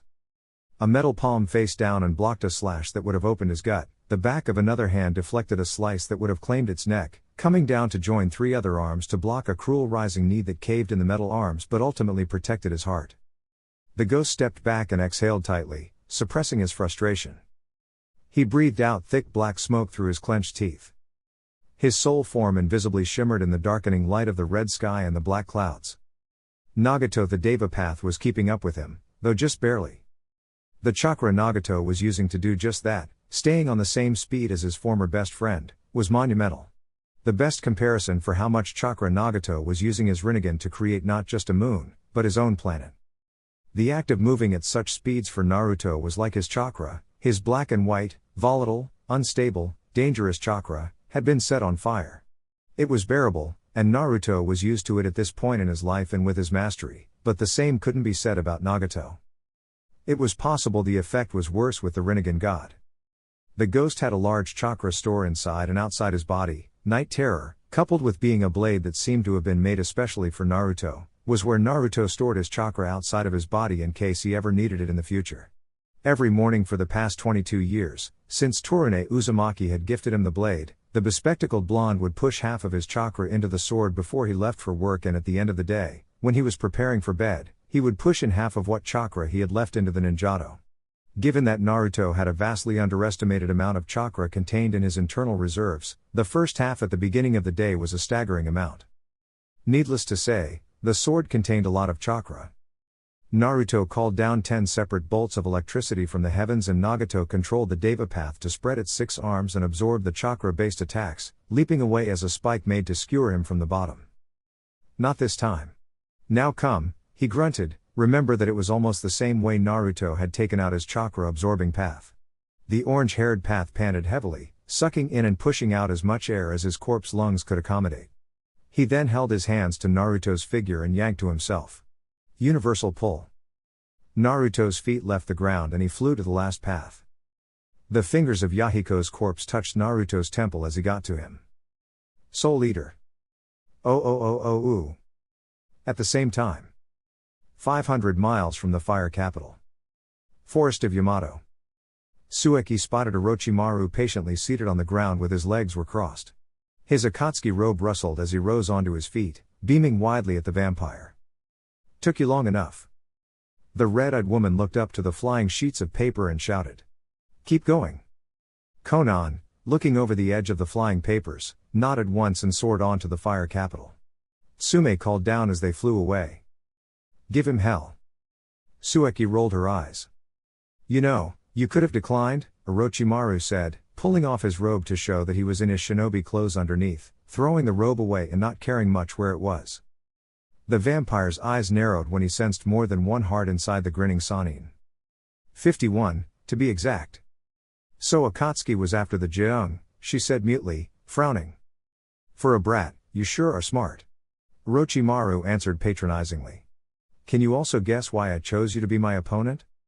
The white-haired lady broke her expressionless mask with a sharp, wide smirk, showing her pin-like canines as they grew down from her upper lip. You want to die by my hands, of course, she tittered humorlessly. You're biting off more than you can chew, Orochimaru. I take it your teacher didn't teach you common sense. He scoffed. Well, it doesn't matter. Try your best not to die so easily, Ketsueki. The smirk gradually went down and her marble-smooth face cleared of all emotion. Don't say I didn't warn you. Oh. 3 men, standing about 10 feet apart, blocked the path of dozens of dark country Jounin teams, made up of black operatives and normal shinobi. Toby, his Sharingan sluggishly spinning in his right eye, in its 3 Tomoe stage and lazily leaning back on a tree, Hidan with his tri-pronged scythe on his back and a demented, bloodthirsty Jin etched on his face, and finally Kisame, with Seimata gripped in his right hand and held above the ground. The purple-scaled sword was fully unfurled from its bandages and was now easily the same size as its wielder, and yet the grinning shark man didn't show any strain from holding up the weight. A long tongue escaped the serrated lips of the sword, shivering in anticipation.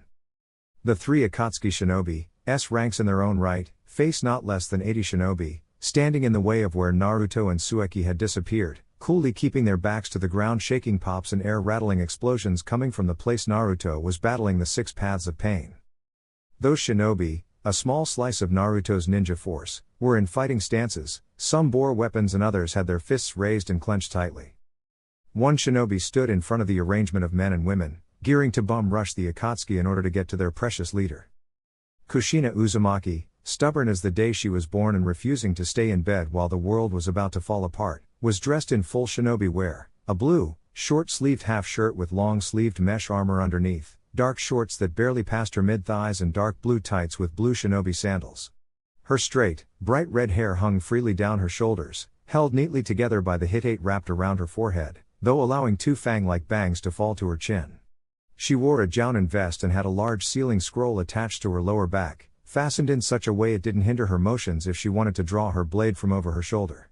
The katana Naruto, Suki and her mother Tamaki Uzumaki, the Uzukage had gifted her at her graduation, was strapped to her back.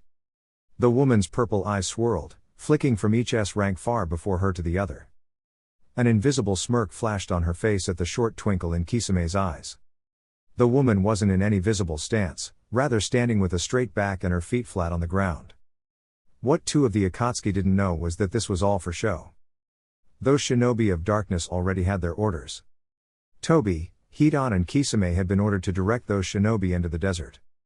The zero-tailed shark already had his orders, communicated to him by the smoke seed Seimata had swallowed 7 months ago. Their orders weren't to rescue their leader or to lend their support. Kisame laughed deeply and turned his head to the right, to Hidan, and said, as the mad priest unslung his scythe and prepared to tear through the shinobi in the insane frenzy he was known for. "Hey, priest!" he called. The aforementioned Jashin priest flicked his head to him and his eyes looked absolutely murderous. "What is it, shark piss? Can't you see the sacrifices before me? Don't you know Lord Jashin is waiting?" The immortal man's body teemed with excitement and he began salivating on the number of sacrifices he would make that day. "Spit it out, shark jizz. You want to know something?" Kisame continued calmly, maintaining the wide grin on his face and the close-eyed relax about him, though not spreading to his humming sword. What? The shinobi, a little bit far from them but not too far to hear the priest's curses. They waited. The trees behind the three men rustled in the breeze, reacting to the shockwave of one of Pain's attacks. Their cloaks flapped in the near-violent winds and Toby closed his hands into fists, keeping them at his sides. Kisame shrugged carelessly and said, "I never liked you." And with that, Seimata stretched impossibly, a mind of its own, and its mouth opened wide, snapping closed and swallowing Hidan's upper body whole, also eating a chunk of the scythe with him. This happened with the speed and precision vaguely similar to a cobra strike. It took a few dark shinobi unaware, though the loyal men and women of Darkness's ninja force didn't waver in their place or fearfully step back. The bodiless legs wobbled on their feet, before Seimata zipped back again, swallowing it whole along with a small chunk of earth. Inside the sword, Hidan was being squeezed and constricted, the unbearably sharp teeth that wound down the sentient sword's insides sheared skin from bone and broke down bone to mulch, weakening Hidan's constitution by sucking what chakra was inside the mad priest and using the accumulated chakra Seimata had stolen over the years to break down the victim's body. It was possible that Hidan would still be alive, even after such a thorough digestion, but it was highly unlikely that the man would be in any state to re-emerge. The Jashinist never had the chance to shout. Hidan's tri-pronged scythe clattered to the floor noiselessly. Toby leapt away from Kisame as Seimata finished swallowing the legs, doing do without Kisame moving his arms. The one-tailed beast chuckled at the wide-eyed horror in the teenage Uchiha's one eye. "I never liked you either." He took his time walking to the younger shinobi, mentally commanding Seimata to return to normal, though with its scales angrily twitching.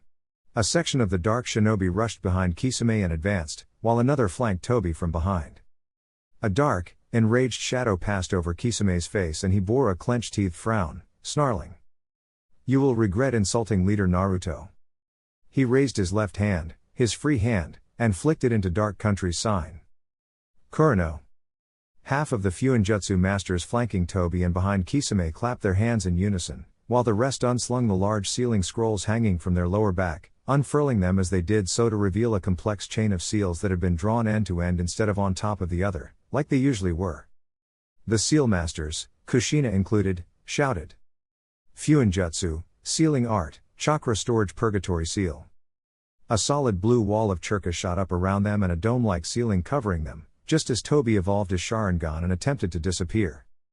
He couldn't.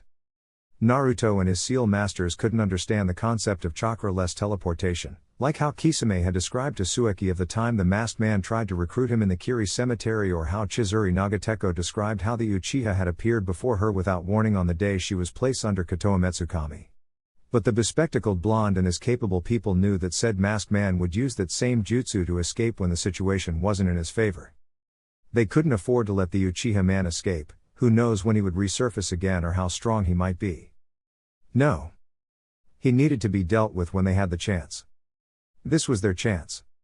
In simple terms, the chakra storage seal purgatory was an expanded version of a storage seal commonly used to store items.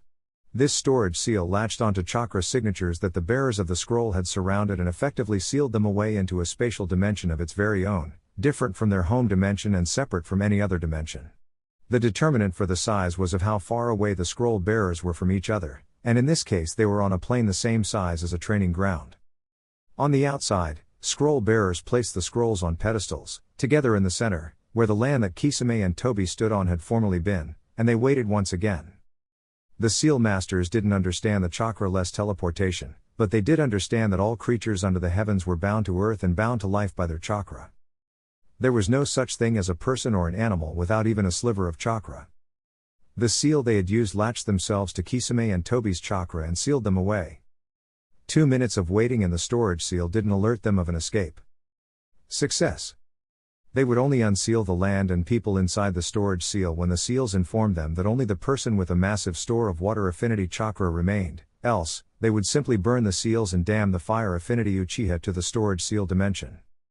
Back inside the seal, Kisame placed the large sword atop his shoulder and bent his knees, supporting Seimata's weight. Tobi had his Sharingan spinning and looking for any weak spots. He turned to Kisame and spat. I figured you'd be the one to betray us. He unsealed a short scythe attached to a chain, attached to a tanto from inside his sleeve, and settled into a fighting stance. You refused to see the truth. Don't act like you're surprised, you knew this was coming. The other man sighed and steadily rumbled to his opponent. Let's get this over with.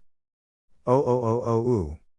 Conan swept Sume up into her arms in a bridal carry, trying her best not to squish the Inuzuka's large belly, and she leapt off the flying cluster of paper as a clay bird kamikaze bombed it from below.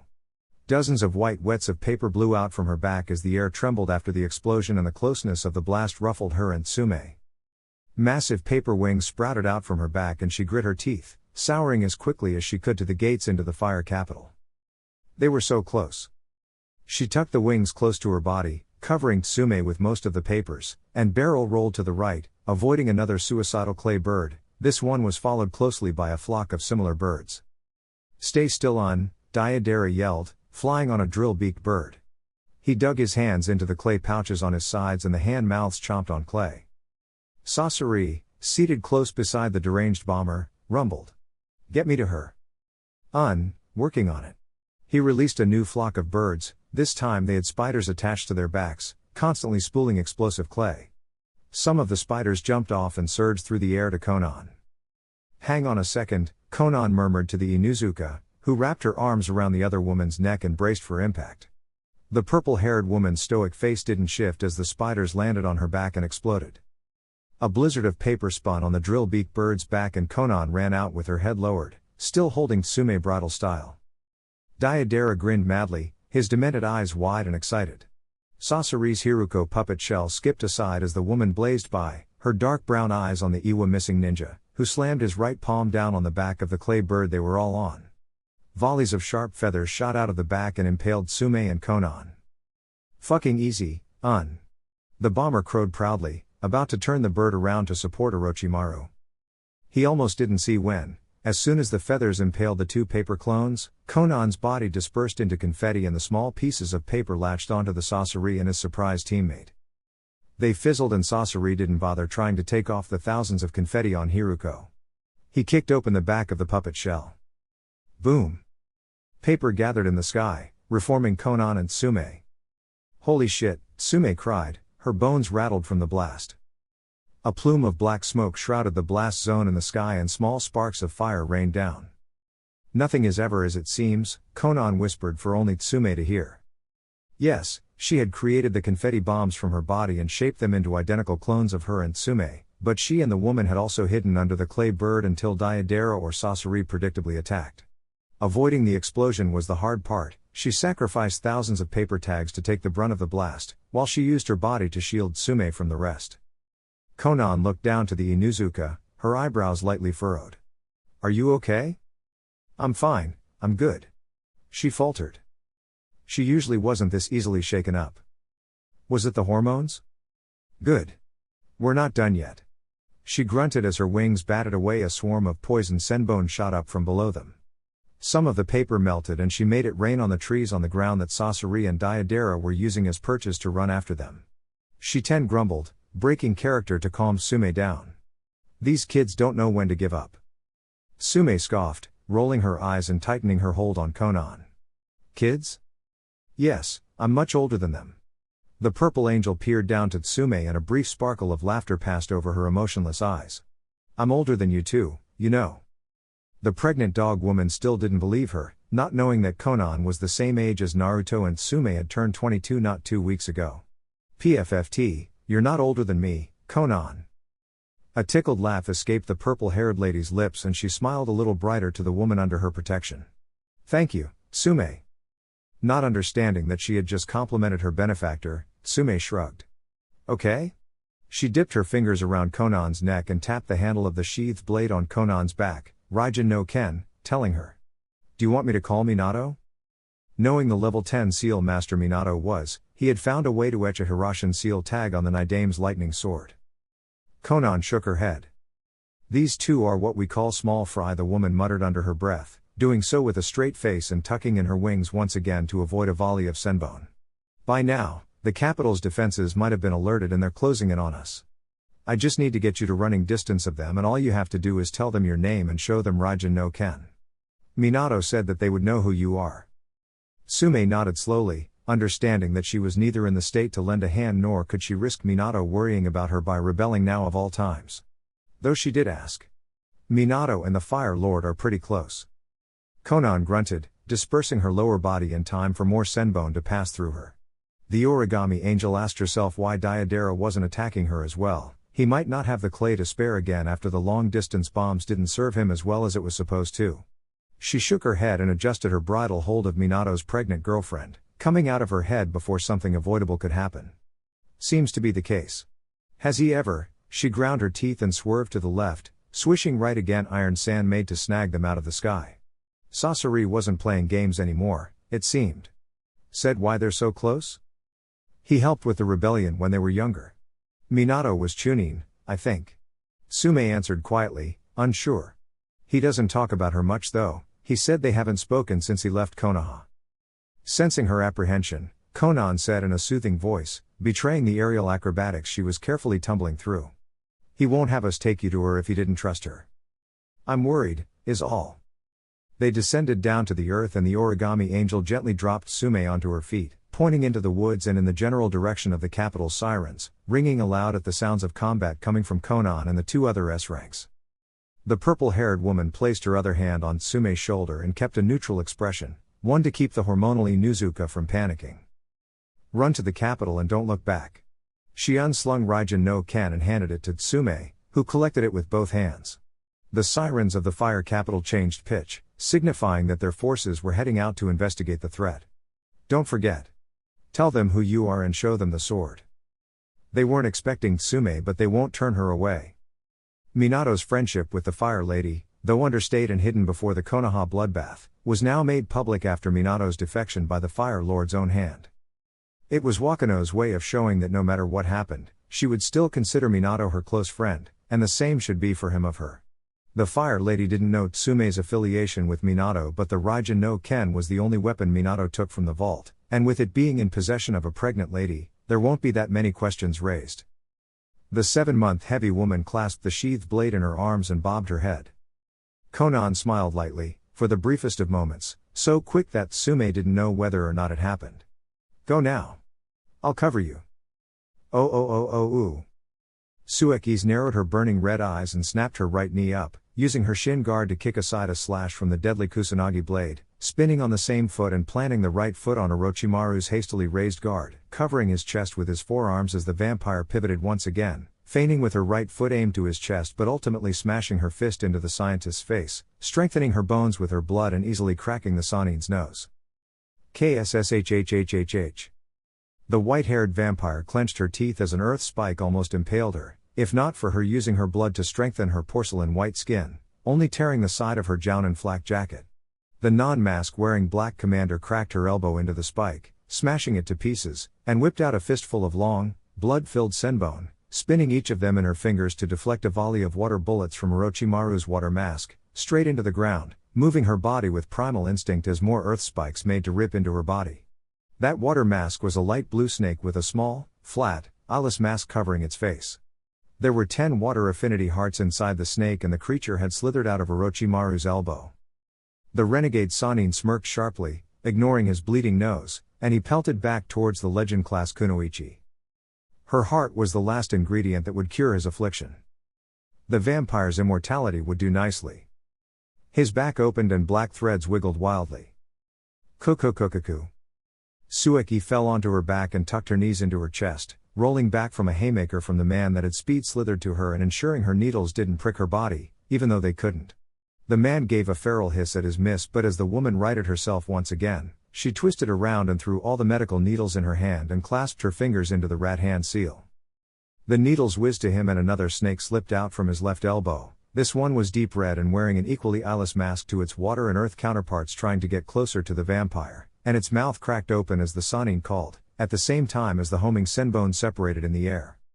Fire release, multiple phoenix flame darts. Hide and art, vampire blood release, undead forest of cardiac arrest.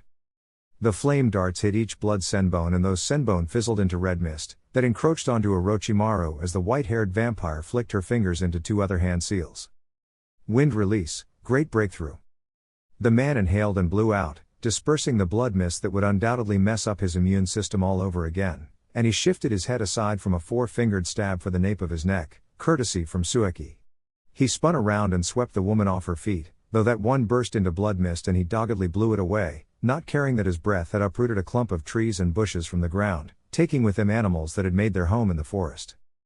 A pillar of earth carried the man off the ground, away from more blood mist. He looked down and growled, baring his teeth as he saw that the world beneath him and a quarter of a mile around was filled with pulsing red mist, multiplying and spreading outwards, moving with the single-mindedness of a living organism. The more he blew, the more Suki's blood replicated. The red blood cells would divide into two, the white cells copied themselves and moved on, and the platelets meshed, formed bigger cells and cut itself down into smaller bits, growing with the addition of air. Could Orochimaru have bitten off more than he could chew? Possibly. The earth pillar keeping him above certain death cracked as the blood ate away at the bottom. The man pulled down his sleeves, making extra sure that they went to his wrists, and he pulled out a gas mask from a seal on his neck. He put it on and dived head first into the red mist that had formerly been a forest. He met Suki at the bottom of the pillar, an excited grin on his face and his eyes wide with mania. I wasn't expecting this much of a fight, especially not from Naruto's brat. The non-mask-wearing black commander crumpled into nothing, merging with the blood mist. The scientist's voice came out a bit muffled through the gas mask, but the vampire, wherever she was in this dense fog of redness, heard him loud and clear. Orochimaru turned about cautiously, staying wary of his surroundings. The blood mist couldn't pass through his pores, for Orochimaru wasn't above using his summoning contract to alter his body, though he was careful to not leave his eyes, nose, ears, nose and mouth open to allow the mist in, for if that happened, then the fight was over. Hence the gas mask. The blood-saturated forest was quiet. Orochimaru brought out something new from inside his sleeves. In both of his hands, he held a silver canister. It looked like a spray bottle with two short nozzles.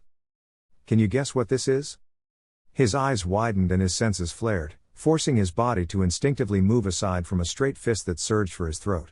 He pressed down on the top of each canister with his thumbs and dropped them, as Suki, sporting 2-inch-long fangs and with her whole eye a chilling shade of red, stepped forward to follow through with a hook kick. Shh! Milky white mist hissed out of each of the nozzles and the vampire choked as she was hit in the face with the new mist. Purple-green veins crawled up her neck and blood leaked out of her ears. She clawed at her chest with her sharp claws, hacking for air as her lungs closed and her heart thudded noisily in her chest. Violent hives broke out on her hands and on her face. Her knees found the ground and her breathing became tight and strained, gasping for any morsel of air. Garlic. She grasped for control of her bloodline to reduce the effects of her extreme allergic reaction. Orochimaru snickered, enjoying her pain, and plunged the kusanagi blade into Suki's chest. Oh.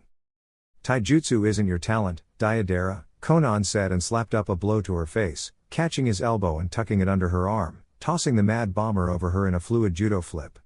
She cracked her foot into the side of the Iwa missing ninja's head and was about to step on his throat, finishing the job, but she lifted her right hand up and her body disintegrated into paper as spike of iron impaled what was hoped to be her chest. The paper gathered back together and attached to the iron spike, creeping up the spike to the puppet at an impossible pace. Sasori, cursing harshly, had his Sandaime Kazekage puppet disconnect itself from that spike of sand and jumped away as, when the encroaching swarm of paper got to the end of the spike, Conan reformed at the tip and bounded to the puppet master, who was fleeing back and forcing the Kazekage puppet to watch his escape. Conan murmured under her breath, so quiet and so subtly Sasori didn't hear her or see her mouth move. Puppets have a glaring weakness. As she ninja ran to the iron sand-wielding puppet, who gathered more sand out of its mouth and was firing shots at her, she clapped her palms together at her chest and, when she got 15 feet from Sabaku no Tetsuyo, she pulled her palms apart. Between her hands were exactly 8 aggressively spinning paper shuriken, levitating in the air and in the control of the S-rank Ame missing ninja. She thrust her hands forward and folded her fingers into the tiger seal, skidded on her knees under a wave of iron, flipped to dragon and ended in horse. The paper shuriken whirred through the air and swerving around each blast of iron, until they were too close to the Kazekage puppet. Ninja arts, origami shrapnel bomb. The 8 shuriken blew up, but not with the tidal wave of fire and blunt force like any normal bomb, but with a sharp, hard thud and burst of targeted wind. The Suna missing ninja cursed again, his wooden fingers cramped as the Kazekage puppet refused to move. Not with the hard paper shards lodged in its primary, important joints. The same joints that could be located on normal human body and would be even as effective on a chakra string-controlled puppet body than a living being. Conan smashed the palm of her hand into the chest of the immobilized puppet and skipped off her feet, planting her right foot on the airborne puppet's forehead, leaping off and scattering into confetti when a clay spider landed on her back. Thum. Diadera spat, shaking the cobwebs from his head. The kick to his temple had dazed him more than he would like to admit. I'm still in this. Out of the flames, 20 or so origami cranes fluttered out, their magnificent wings flapped noisily as the whole flock flew to Sasori in a single-minded frenzy. Ooh. Shark summons filled Tobi's line of sight and summarily dive-bombed him. The Uchiha's Mangekyo spiraled in his sockets, working overtime to avoid getting shredded into ribbons from the sharks raining down on him and the sentient, squealing, purple-scaled sword that Kisame was swiping him with. He bent down and Seimata's sword over his head. He ran into Kisame's guard and dug his fist into the sword master's abdomen, ignoring the crunch his fingers made from that one action, and followed through with not less than a dozen more strikes to the dark ninja's rock-hard stomach.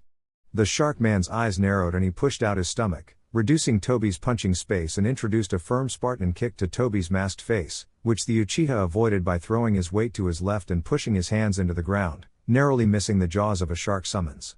His feet landed on another dive-bombing shark summons and he backflipped off it as well when the sea creature contorted its body, snapping at him. Tobi's acrobatic display impressed Kisame. Only a little. Tobi huffed and grunted. Enough of this. He crossed his forearms and a glowing red ribcage covered him, proving too strong for the sharks. A skull popped out of the top, one bearing a single horn on the left side of its head and its own Mangekyo pair of eyes, and a pair of arms followed suit, shooting out of the sides. The legs didn't form, though the ethereal Mangekyo creation spun around like a top and smashed its arms and fists into whatever was thrown at it, casting them to the walls of the cramped fighting arena. Tobi stopped the incomplete Susanoo's spin and whipped its left fist straight forward, bashing the knuckles into Seimata's front. The chattering sword snapped at the fist and Kisame, holding the handle, pulled. The swordsman's muscles bulged and Seimata shortened to its normal length, stubbornly gnawing at the fist and refusing to let go as its user drew it back. There was an audible crack. Tobi's eyes bugged out as the Susanoo's arm dislocated. He reclaimed his senses and deconstructed the Susanoo, forming it again in the blink of an eye and sending a hail of blows to the now defensive dark shinobi. Finally, in the insane blizzard of blows from the skeletal chakra creation, Kisame found an infinitesimally small gap between each blow, a sort of space between attacks, and dragged Seimata back, replacing the scaled sword with his foot, mentally commanding Seimata to prop him up. He didn't take the full brunt of the blow, rather he shifted his foot and guided the fist straight into the ground, whipping Seimata around. The sword took the initiative and elongated itself and chomped down on the elbow of the avoided fist. Tobi mumbled. Oh no you don't. He dispelled the Susanoo as Seimata made to suck it of its chakra, reforming it immediately after, firmly holding it by its body with one clenched fist. Squee-ee. The legendary sword shrieked and wiggled in the Susanoo's tight grip, frilling its scales and shredding manically to no avail. No matter how large it grew, no matter how hard it struggled, and no matter how violently it flailed, Tobi's blue Susanoo skeleton held it. Kisame, unyielding in his grip and having his feet no longer touching the ground due to being lifted up along with his restrained sword, flipped through dozens of one-handed seals. Water release, 5 eating sharks. From the puddles of water scattered around the arena, 5 sharks blasted out and snapped down on different parts of the Susanoo. The momentum of their joint blow staggered the skeletal body, though Tobi had other plans when he noticed Kisame prying the fingers of his Susanoo off Seimata. He looked straight at the hand holding Seimata, the one that Kisame was savagely ripping at the fingers. Amaterasu. The black fire spun out of his Sharingan and swallowed the space between its user and the target in an instant. Ooh. Conan dully looked down at Sasori, her half-lidded, uninterested eyes registering the battered puppet master's attempts at crawling away. The wooden man's legs seemed to be missing. Dragging Diadera along her by the back of his shirt and steadily following Sasori, the origami angel frowned invisibly, looking down at Deidara's panting form. "You're 40 years too early to test me with explosives." She released her hold on the Iwa missing ninja's shirt and along with that release, left behind a palm-sized sheet of paper that had one simple seal on it. Thump. Thud. The mad bomber's torso evaporated, leaving him as only a pair of arms, legs and a charred head. "Bombs don't just burn," the woman said airily, a ghost of a smile tickling her lips. He was too impatient to know that. Surrounding them, Conan and what was left of Sasori, were bits and pieces of puppets. Searching for anything to defend himself with, Sasori thrust his right palm to the woman and Conan moved her head aside, dodging the one senbone the puppet master had left in his arsenal. The wooden man fell onto his back, finally accepting defeat. "How?" he asked, a very simple question. Conan graced the dying man with a small smirk and bent down on her knees, meeting Sasori's light brown eyes with her own dark brown orbs. "Your fighting styles just aren't suited against mine." She tapped his chest and hummed. "Those bombs in there won't work either." She might not have looked like it, but Conan was the Akatsuki's explosives expert. The kunoichi was an evasive fighter, capable of shifting her whole body into paper at the drop of a hat and reassembling back to normal at her convenience. Her inspiration for that one jutsu turning into paper and back again was the same person that could turn his body into untouchable smoke and back again. Naruto. Sadness floated into her eyes and she hummed again, spreading her fingers out on Sasori's wooden chest, looking for something that, when broken, would kill Sasori for sure. She tore open the Akatsuki robe over his torso, showing her what she wanted to see. The Suna missing ninja then said, "My heart seal, once it's inactive, my bombs automatically go off. Your paper ninjutsu won't help you. Have you forgotten? I don't need to be present to blow you up." She reached up onto her head and daintily brought down the origami rose that had been perched on her head, placing it on his heart seal. "If you want to prolong your suffering, then you're free to throw it away." She stood up and blurred to the fire capital. Half a mile away, the bomb went off. Ooh. The sadistic scientist gave a hard twist on the handle of the grass cutter long sword and bent down, harshly grabbing Suki by the back of her head, forcing her weak eyes to look into his own. Her cheeks were covered in rashes and her nose had turned from pale white to dark red. The vampire's arms were limp at her side and her eyelids fluttered with sleep. Her poisonous red blood mist slowly seeped into the earth and the forest returned to normal. Orochimaru took off his gas mask and brought his face near Suki's, beaming gleefully into her face. He pushed Kusanagi further into her chest and the vampire coughed, blood seeped out of her lips. The toxins laced on the grass cutter long sword were wreaking havoc in her defenseless immune system.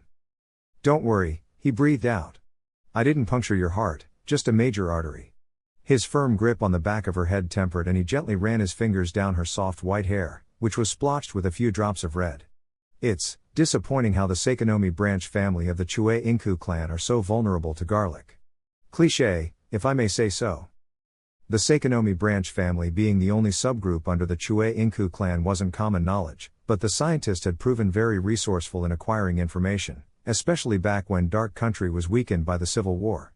Orochimaru also knew that the Kuma branch family of the Chue Inku clan were the last remaining branch family, after the eradication of the Seikonomi branch family of that same clan of Fuinjutsu users.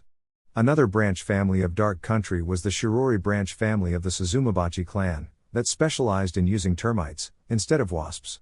Those three Kuma of Chue Inku, Seikonomi of Chue Inku and Shirori of Suzumabachi were the only branch families in darkness, though now that the Seikonomi was reduced to only Suki, there were now only two clan branch families left. Before darkness had closed their borders to the world and opened them for only their allies, Orochimaru had been able to gather a staggering amount of information. That curiosity to know also led to his discovering of the Seikonomi clan's blood past allergy to garlic, in any form. He shook his head sadly. Such a powerful clan, brought down by such a mundane cooking ingredient. Suki's hand slowly came up and grasped the blade, wrapping around it. The steel bit into her palms and they wept agonizingly with blood. She gasped, unable to yank the blade out of her body, and not able to turn away from him, for her body was that weak. "I was the one that found out your clan's weakness." His face came closer and the red-eyed woman growled, not any different than an injured animal, facing him and meeting his twisted reptilian orbs without a sliver of fear. "I laced the Seikonomi water reservoirs with garlic, I enjoyed cutting your family down."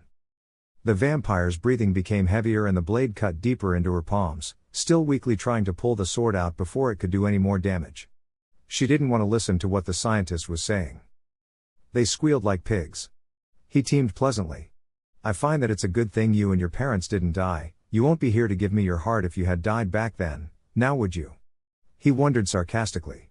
Her heart was spared from the blade, but her body was at the mercy of the poisons filling her system and shutting her organs down. I doubt that Nagato brat can kill Naruto. That's good though, I want to be the one to rip his heart out of his chest. Stop talking, Katsueki whispered, her eyes closed and her hands no longer futilely pulling the sword out of her chest. A small smirk broke out on her face, saying, "Your breath, it stinks." Kukukaku, he chuckled freely, bringing his face not 2 inches away from the beautiful vampire's puffy own, purposely saying with a breathy voice, "You are so much like Naruto, it's a shame." He ran his hand down the back of her head and said in a low, gentle voice, "Time to die. Any last words?" She nodded once, heaving for the little air that could enter her swollen lungs. "JJ, just, 2. He stared at her, waiting with an eager smile. She found the strength to place a light hand on Orochimaru's pale cheek. SSS. She closed her eyes again and muttered, calling for the last gasps of air in her allergy-constricted lungs. S's, summoning jutsu. Orochimaru's eyes widened with horror and his snake-like eyes flicked down to her hand, where Kusanagi had cut into her palms, and he realized that the blood hadn't been dripping down onto the ground but flowing backwards and leaking onto a summoning seal on the inside of her left forearm. Poof! A plume of smoke burst at the feet, and out of the chakra smoke, a slimy, dark red and black salamander flew out and chomped down on Orochimaru's stomach. The man threw himself back and grabbed into the small creature. He staggered as the salamander levels of pain flowed into his body, taking over his system. The small life form was too small and too slimy for him to get a good hold on, but the amphibious animal didn't have any trouble using its tiny claws to hold himself to the man's stomach, pushing its head deeper and scampering into Orochimaru's stomach right before the man's petrified eyes. Salamander saliva was the universal cure for any poison, but those crafty creatures could switch cure to deadly poison at a slight thought. Hanzo the salamander was known for his specialty in poisons and venoms, and that reputation could be traced directly to his summoning contract. No poison could be compared to the one turning Orochimaru's insides into goo. The first thing to hit, as the head of that summons was now completely inside of Orochimaru's stomach, was paralysis. His body stiffened up like a board, in that uncomfortable position of staggering back while trying to pull out the carnivorous summons. Next to come was a swift, unmerciful blood thinner, which in turn affected his heart and that caused the small organ in his body to be unable to pump adequate amounts of blood to his brain. Dizziness and tiredness smashed into him with the weight a runaway melon cart rumbling downhill. He toppled off his feet, sweating heavily from his forehead and armpits. Light popped in his vision. Next was muscle spasms. His fingers, arms and legs quaked terribly, before a second later they tightened unbearably, not unlike the feeling of strings of a guitar tightened too much, so much so that it felt like a single pluck and the whole instrument would snap. After that, his brain deflated a little, leaking a sticky fluid that leaked into his eyes. He wept painful streams of blood. More blood leaked from his nose and his ears. He heard voiceless singing when his lungs collapsed, deflating like a balloon as Suki's summons bit into the bottom corner of his left lung. The tips of his fingers and his toes became cold, then the nerve endings suddenly ignited with heat, skipping past a slow burn and entering a volcanic, meteoric bonfire. The inside of the base of his skull bubbled with heat. This happened in the space of long, tortuous 5 minutes. The jiang in his gut flailed and attempted to escape through Orochimaru's back but could only snake out a few strings before it weakened. The salamander wasted no time to eat it. The red and black salamander ate into Orochimaru's stomach, swallowing clumps of flesh blood and steadily making its way to the jiang. Meanwhile, Suki grunted and fell onto her side, her hands wrapped around the blade that had been stabbed into her chest. Ugh! She coughed out blood, spattering on the ground. Hag! The salamander eating Orochimaru's soft tissue perked up and turned around, leaping out of the Sanin's ribcage. The small creature skittered to its summoner and its purple tongue lapped at Suki's bloody lips. The black commander shivered and licked her lips. She immediately threw up. A dark green sludge poured out of her ruby red lips, sloshing onto the ground and staining her cheeks. Gee! Gee! Gee! Gee! The salamander screeched, grabbing onto the handle of the Kusanagi in a hasty scramble and pulling. Though it was too small to do much, its feet clambered for purchase on the ground and gave its all. The woman righted herself and shakily got to her feet. Her hands once again gripped the sharp poisonous blade of the kusanagi and she cried. She tore the sword out of her chest and panted for precious air, free from the poisonous blade. She threw it onto the ground, spitting out a mouthful of bile and blood onto the accursed blade. She grated, her anger festering under her raspy breath. I'll melt you later. The hives on her cheeks weren't included in the cure the salamander's saliva brought, but she could already feel her bloodline stabilize her system.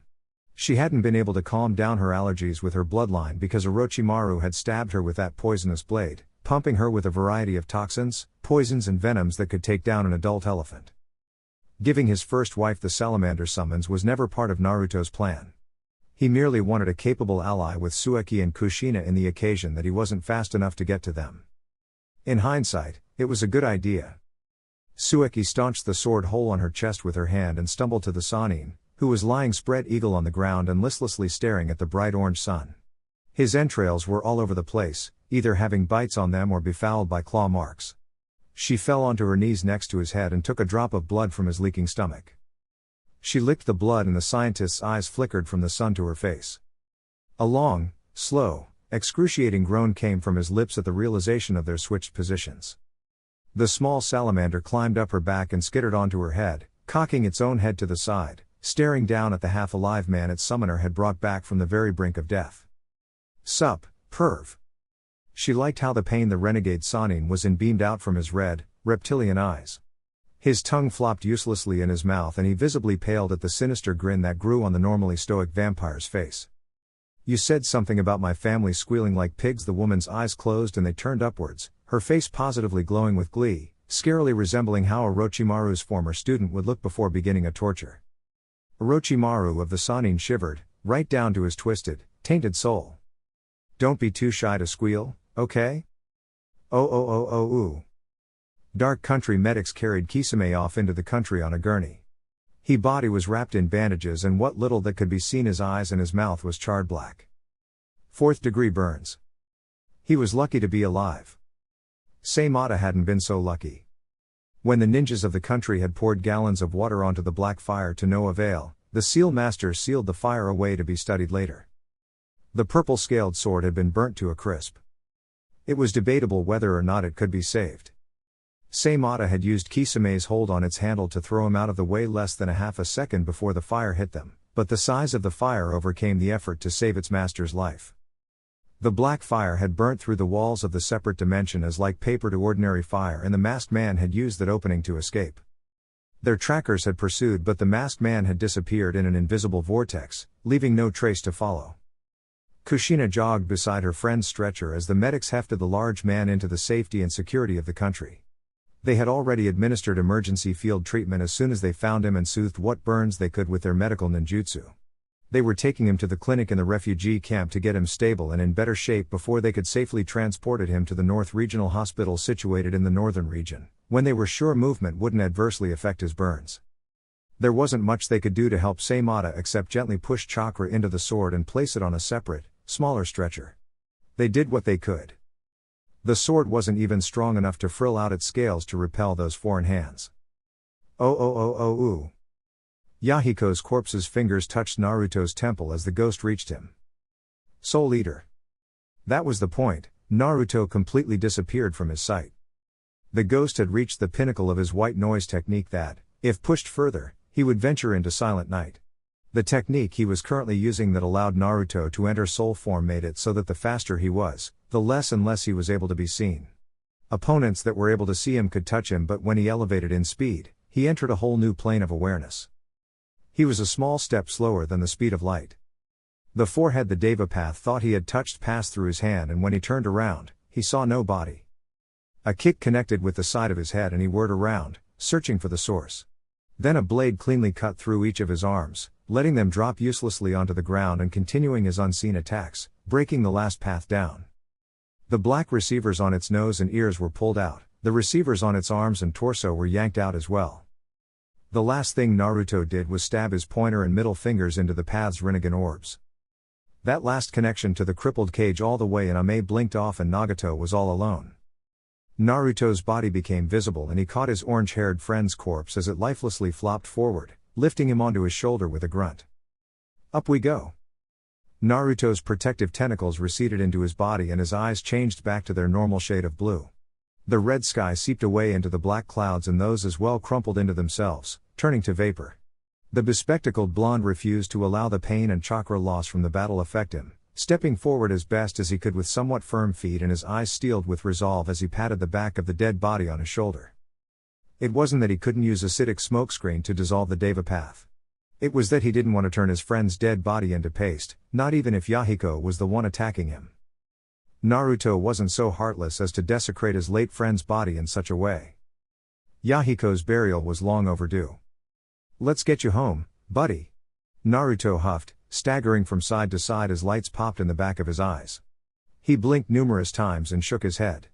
The man found a sliver of chakra to fasten his feet onto the ground as he climbed over upturned rocks and trees, collateral damage from their colossal battle. The sight of him steadily clambering over rock faces and upward inclined clods of earth was similar to mountain climbing in one of Hidden Mountain's smaller, but jagged mountains. He wasn't in any hurry to go to Ame. Nagato wasn't going anywhere. Getting to Amigakure took some time and plenty of effort. The rain pattered onto the blond man and he sighed with familiarity. The people of the village talked among themselves in hushed whispers, surrounding the ghost, yet giving him way to walk to the cage's tower.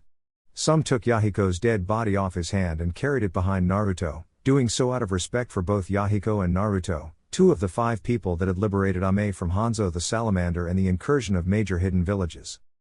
Naruto looked around, at the wet faces that stared at him with a once dimmed light igniting again, one that had lost its shimmer of hope long ago but brightened at the return of their hero.